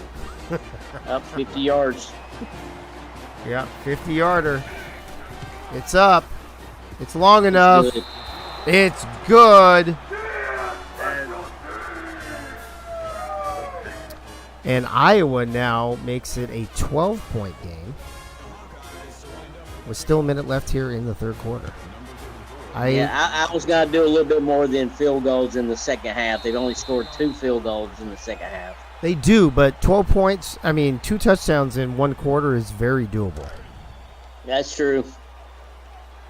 And they have a good passing quarterback when he throws the ball. Let's see what happens here. Oh, this time, so far, Wildcat to Tony Ava, and he goes nowhere. Yeah, so far Kansas defense has done what they've needed to do given their offensive performance. I mean, it's just don't give up. Yeah, don't give up the big play, and yeah, don't give up the big play. Hold on a second. I gotta unplug my microphone for a second, so I'll be right back. That makes it 3rd and 15. Yeah, I mean, when it was 34-22 and they were driving, they got a field goal to make it 34-25, but that's still a 2-possession game. So, you could take some solace in the fact that you're still getting points, but it's still not a good spot to be in. It's not. Am I back, by the way? Can you guys hear me? Yeah. Okay. Daniel Highshot, that's the first time we've called his name, I think, today. The screen strikes again. God, I hope we can take those plays out of the fucking playbooks next season. I think Tony Abel was in the Wildcat on the first 2 plays. It looked like he wanted to pass on second down, but just lowered his head and got sacked. Well, and don't look now, but we still have got a few seconds left here in the third quarter, and Iowa's got the ball back again, folks, only down 12. Cornhub with a 10-yard return on that punt. I'm telling you, Iowa's definitely not out of this ball game. Gunny, I'm with you on that last play. It looked like Tony Ava was one to pass, but nope, he hesitated, waited too long, and got destroyed. Jalen Jones with the apostrophe at the end of his name, even though he's no longer in the server, with the pitch, gets back to the line of scrimmage, and that's going to wrap up the third quarter here between Iowa and Kansas, their rivalry game for season 2. Kansas up 40-28 with 1 quarter left to play here in Lawrence, Kansas. Gunny, what are your thoughts so far through 3 quarters? At the beginning of the game, when it was 10-7, I had no clue we were going to be up to 68 points by this juncture in the game. But yeah, it looks like we're going to go over the 80 plus. That I agree with that. By the way, this is the beginning of the fourth quarter, so put your eggplants, your corn cobs, your 69s, and your fuck Eagles up in the chat. Keith, your thoughts on the first three? I'm feeling pretty good about my over-under of 85. It's been kind of interesting. Of course, I'm surprised by how Kansas has been scoring their points because it's not with McRunzelot's arm, as you might think. But, you know, there's a lot of different ways to get to a 40-28 score. There is, although it's a little bit of an odd score. 40 points is not your normal. 28 you see all the time. You don't see 40 that often. And I don't even know who caught that ball. Oh, Sean Bayer again. 2nd and 7. Marco Swift is throwing the ball 37 times as opposed to, what do we say McRunzelot is at, like 16? He's below 20 for sure. I'm not sure the exact number. Jaden gets stopped. I didn't see Gavin Potter. So it's going to be 3rd down. Iowa, you're only going to get so many more chances. There's a screen pass to Jaden. He's going to fall short. Oh, they gave it to him. What? He was short, but yeah. There is. Yeah, there's no way.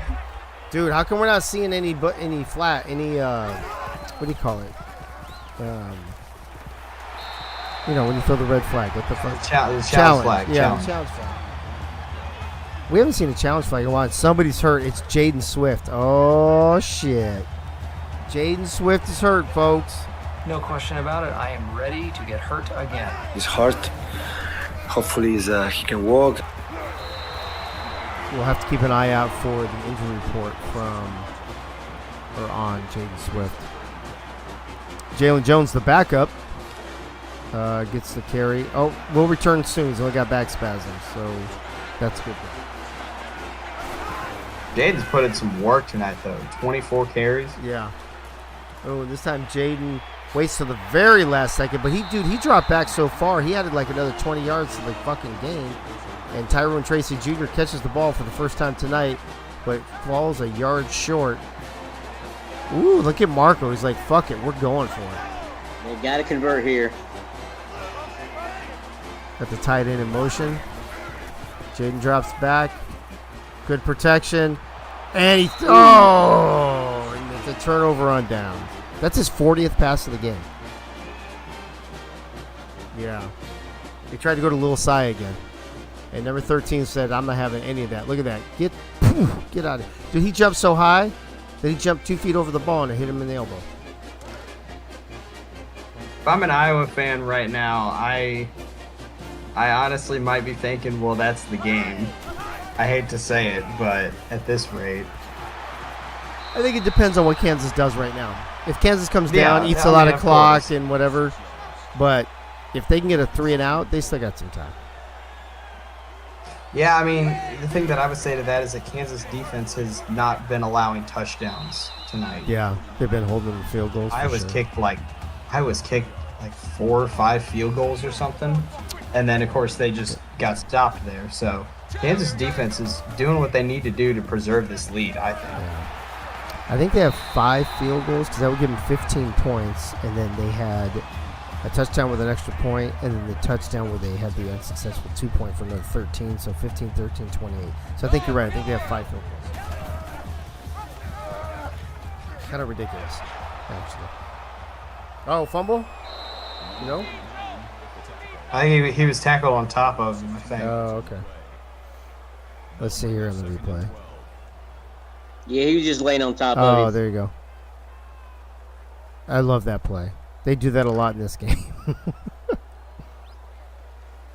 Who was it that had the touchdown off of that? Was that Pink Lisa? It might have been. Yeah, I think it was, actually. I think you're right. Going from left to right and then on the far side? Yeah, I think so.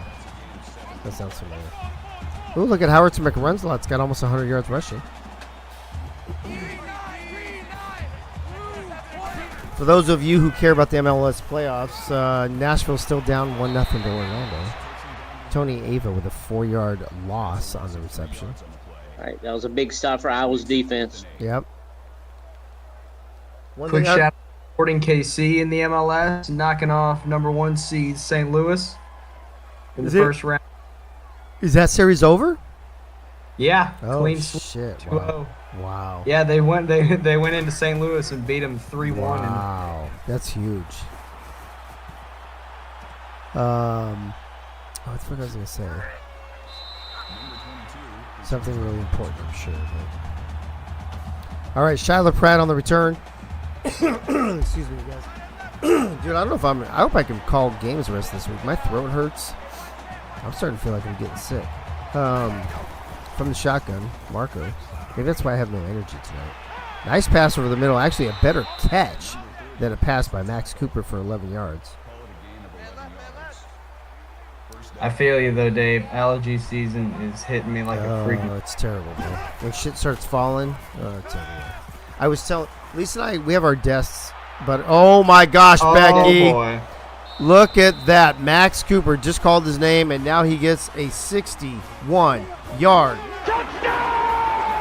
for Iowa. And look who's back in the game, folks. Yeah, that's his second touchdown catch of the night. Wow, what a game. What a catch. What a throw. So file that under the number of times that I've said something about a team, and then right after that, the exact opposite happens. It's kind of like the commentator's curse, right? Yeah, Oh, well, so anyway, I was trying to tell a story until they rudely interrupted me by scoring a touchdown. Lisa and I, we have our desks up against each other, so we face each other in the office. And I'm looking out the window, and leaves are falling, bro, like snow. There's so many leaves falling at such a consistent rate. It looks like it's snowing outside. And I'm like, oh, fuck, here go my allergies. Still first down. And then a couple hours later, I'm feeling like shit. I think we just had a penalty. Maybe not. Yeah, we did. Yeah, but we did. It was a face mask. It was a face mask. Yeah, so that's how Kansas is all the way 40-yard line. Yep. Now they're already in Iowa territory. Dude, here we go again. Yep. Iowa needs to hold them to a field goal, and then they still got a chance. Yep. Home to a field goal. It's still one possession game at that point. Highshaw getting the carries. Is Tony Ava hurt? Or are they just stuck in there? I mean, Tony Ava has 24 carries or something. So. Yeah, but here's the other problem is they're stuck in their hurry up, so they're not subbing. Yeah, that's true.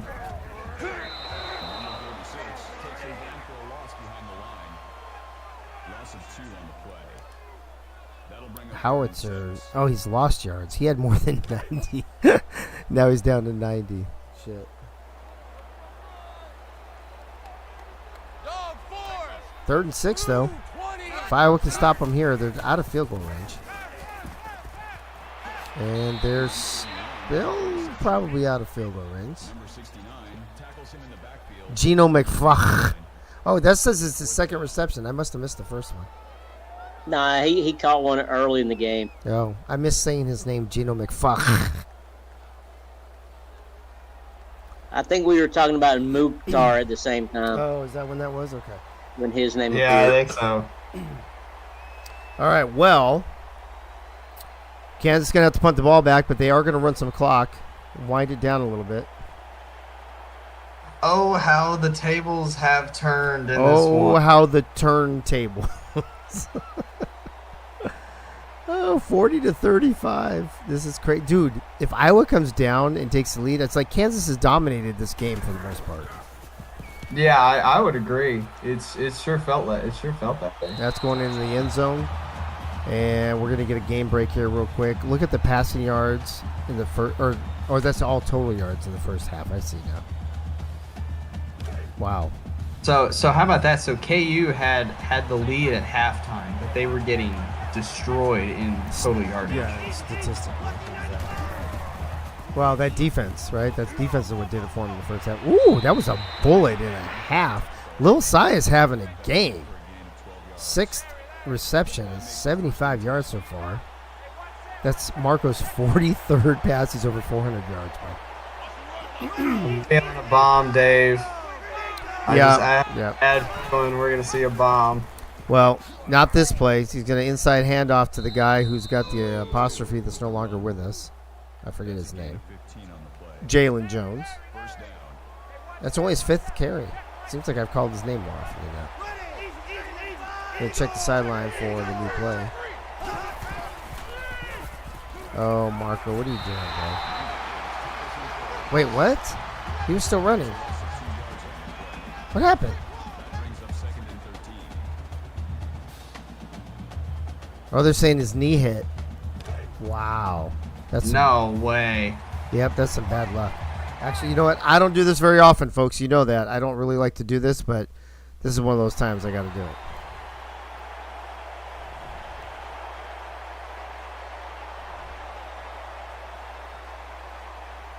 Ooh, maybe it did.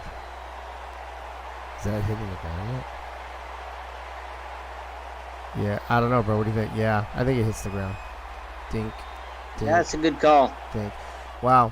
But yeah, there's no way I saw that in real time. Yeah, neither did I. Good call. Good call, ref. What? Oh, then he... How close was that a backwards pass? It was. It looked like it almost. It sure looked like it. It was right at the line of scrimmage.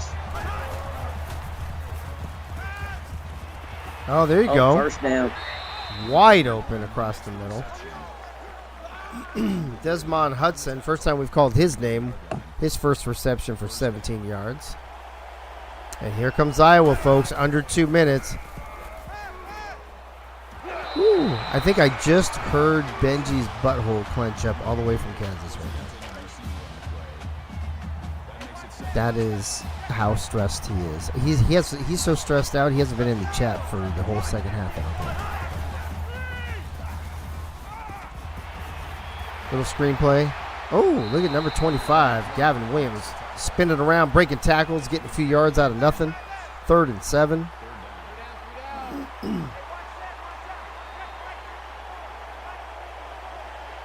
From the shotgun. And Benji in the chat saying, me no likey. Oh, stutter step, screen pass. Gonna lose some yardage probably. Yep, 4th and 4. Wow. I don't know what you guys... You got to go for it here, right? Minute and a half? Yeah, they have to. Yep, here they go. I have no words for that AI play call-in right there. Here we go. Margot from the pocket. He's got some protection. He's going long instead of just going for the first down, and he throws interception, and that should be the ball game, folks. Number 13. That's the guy who deflected the pass earlier, right, with his elbow?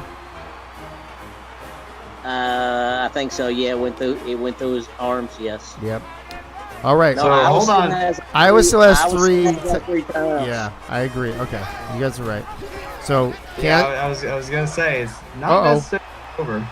Except if Tony Ava breaks a fucking tackle. 2nd and 6. Iowa burns their first time out. A minute 15 left here in the game. This is rivalry week, folks, and this is what it's all about. It's coming down. This time Hunter runs a lot, fakes it, keeps himself, and loses 2 yards. Iowa's going to burn their second time out. And you guys, he needed to give that one off. I just feel like Iowa's going to get another shot. Had the ball. Yep. Here we go. 3rd and 8. And he's got a man open across the middle, folks. TJ Hendricks. Iowa's going to burn their last time out, and I think that's going to do it. That should be the ball game. I have to say that is exactly how KU just beat Iowa State in real life, by passing on 3rd down with like a minute left. Well, if you're a fan of the SFL, don't get me started on a 1st, 2nd, and 3rd down when you have the lead late in the game, and what we do like San Diego did this past week. Tony Ava running over motherfuckers with a 5-yard rush, and then that should be the last play. Iowa cannot stop the clock.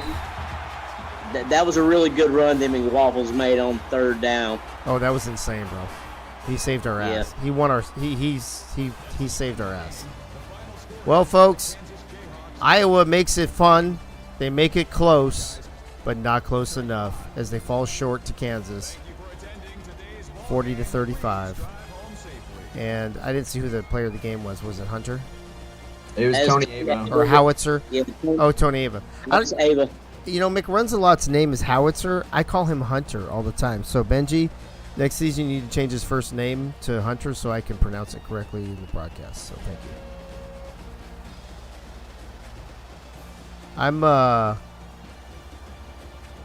I don't know why I feel a little stunned by this. I just felt like Iowa would have played better today. Yeah, the feeling that I'm getting from this game is that Kansas found a way to win, which, given how good their offense is, that's not necessarily something that I would have expected, but the run game showed up tonight, and that's all. That's really is what made the. Kansas's defense came to play tonight, right? Mm-hmm. I mean, they dominated that first half. Yeah, I mean, it's like I said earlier, they were holding Iowa to field goals instead of touchdowns. And against Iowa, a lot of times it's felt like that's all you need. Agreed. Gunny, your take on this so far? 75 points scored. It was a good game between the corn and the wheat. The weak countries of the capitals of the United States. It was a good game. Congratulations to Kansas, Iowa. We'll see you in the worst record of the AACS second season bowl. I think does that secure the toilet bowl between Iowa and Navy? Yeah, both 3-7. Oh wow! All right, well, there's one bowl game for you already, folks. Look at Iowa, 0 for 2. I'm sorry. On fourth down, and both teams 0 for 1 on their 2-point conversions. Iowa only had 3 turnovers. I could have sworn they had like 5. There's the rest of your stats. Yeah, I mean, like I said, it's felt like Kansas has. It really feels like Kansas found a way to win. Benji in the chat says two turnovers were a 14-point swing in KU's favor. Yeah, unbelievable. Howitzer, runs a lot. 15 to 20, 168, 2-2, and 1 sack. To be honest with you guys, nothing to write home about unless you win the game, which he did. Tony Ava, 22 carries, 130 yards, 2 touchdowns. There's your player of the game. McRunsalot added another 86. Dude, he had almost 100 at one point, but had so many losses, he went all the way back down to 86. And then Stuart Zomelia had a run for 4 yards. On the receiving end, Zomelia, 4 catches for 60. Hendricks, 4 for 45 and a touchdown. McFarland had a touchdown. Tony Ava had a couple catches for pretty much nothing. Chad Stinson. We called his name a lot, you guys. 10 tackles. Look at Anthony Anderson. Joined the game late in the chat, but his player definitely was on time here in the game with 9 tackles. And McNoble as well with 5. Tyree Wells and Timothy Shea contributing. Timothy Shea with that interception. And Wells had a sack. Stinson also had a pass deflection along with McNoble. And let's see what we have here on the bottom half. Anybody? I don't see any humans. We do not. Thunder Duck. 2 for 2. Long of 46. 4 for 4. And there's the extra points. Punting. Chuck Norris kicked the shit out of that ball. 5 punts for 229 yards, averaging 46 yards a punt. Zomelia and Hendricks sharing the returns on both kicks and punts. Moving on over to Iowa. Marco, 36 of 50. Threw the ball 50 fucking times for 433 yards. But the last one he threw was an interception to Kansas. That's he completed his last pass is what you're saying? Hey-o. 36 of 50, 433, 3 touchdowns, 2 picks, sacked 4 times. That's a stat line that I would think would actually probably win the game. Jaden almost rushed for 100 yards. Had a couple carries for loss there near the end. I think he would have been over 100. Marco Swift got sacked a lot. Jalen Jones, the backup apostrophe dude that's not in the server anymore, only 26 yards. Lil Cy had that 37-yard carry and then another carry for absolutely nothing, and Stephon Forge had a carry for a yard. Max Cooper, the AI, We usually don't talk about AIs, but we call his name so much in the game, we'll talk about him. 6 receptions, 133 and 2. Lil Sai, 6 receptions for 75. Jaden, 5 for 38. Stephon Forge, 5 for 86. Jalen Jones, 2 for 5. Where's the number 1 wide receiver, bro? Right there. 1 catch for 14 yards. That's terrible. I'm not even playing your music for that shit. Defense. Damian Chambers, 7 tackles and a sack. Bill Cherry with 5. Danny Carmichael with 5. Leon Thunderman with 4. Nobody had any years. Oh, down here. Here you go. Oh, that was, Shyler Pratt, 4 tackles, but he had the 2 picks. That might be worthy of Player of the Week, maybe. And then we won't talk about why Jaden Swift had to. Oh, hold on. I got to stay here at defense. Sorry. Hold on. I got to go make sure we're good. Yeah, we're good. We'll talk about why Jaden Swift and some other offensive players had to have defensive stats. And I think Sosa is an offensive player, right? Oh, he's a linebacker. Wow, he's way down here. Wait a minute. You're telling me Jaden Swift. Oh, I'm sorry. That's Jasmine. My bad. We will go over here. Fuck, I forgot about that. My bad, folks. Let's see. What did Jasmine do? No, let's see. There's no sacks. There's no interceptions. There's no deflections. Just tackles. All right, so Jasmine Swift had 3 tackles. And Sosa. I think Sosa left the server this week, too. I'm going to have to take him off as well. And Little Side, there you go. So there's a handful of people that have left in the past week or 2. Yeah. They can't take a week off. I mean, it's like this attention deficit disorder thing. Like, if you're not giving them constant fucking attention, they have no fucking patience, I guess. 5 for 5 on field goals. 49 was that field goal we were talking about. 2 for 2 in extra points. But there's your 5 field goals, Keith, like we mentioned. Punting, Goose Rooster, 3 for 127. Cornhub, Forge, and Pratt sharing all the return duties. And that is going to wrap us up for night 1 here of week 11 in the AACL, what we call Rivalry Week. 2 rivalry games. Navy early on taking care of Virginia Tech, and Kansas surviving Iowa here in the nightcap. We will check out our players of the game, and then we'll get the fuck out of here. It's only 10:45, so we're good. We're ahead of schedule a little bit. I like that. And then we'll talk about what's going on for tomorrow night. There's your box scores. 25 first downs for Iowa, of course, because they're throwing the ball for 433 yards. A dominated time of possession as well. 256 yards rushing, though, for Kansas. And your players of the game, Tony Ava, 130 yards, 2 touchdowns. I think that's maybe offensive player of the week potential. And then let me see, hold on.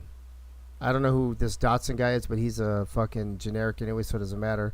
Max Cooper's also a generic, but Shyler Pratt is a live, breathing human being, so we'll talk about him. 4 tackles, a tackle for loss, 2 interceptions. Both Tony Ava and Shyler Pratt may possibly be in the player of the week conversation.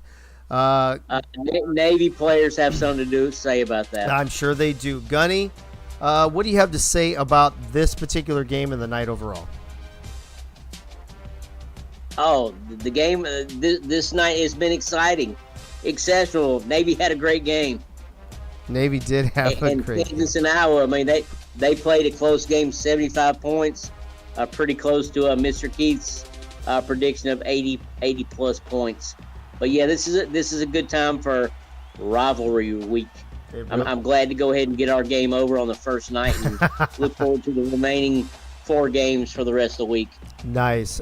Keith, your final thoughts on... Yeah, the Iron Bowl. Looking forward to the Iron Bowl the LSU Florida game. Yeah, I think Thursday night's going to be legit. Although tomorrow night... the Eagle and... and Chad. Bowl. Yeah. Yep, that'll be a good one, too. Keith, your final thoughts on these games tonight?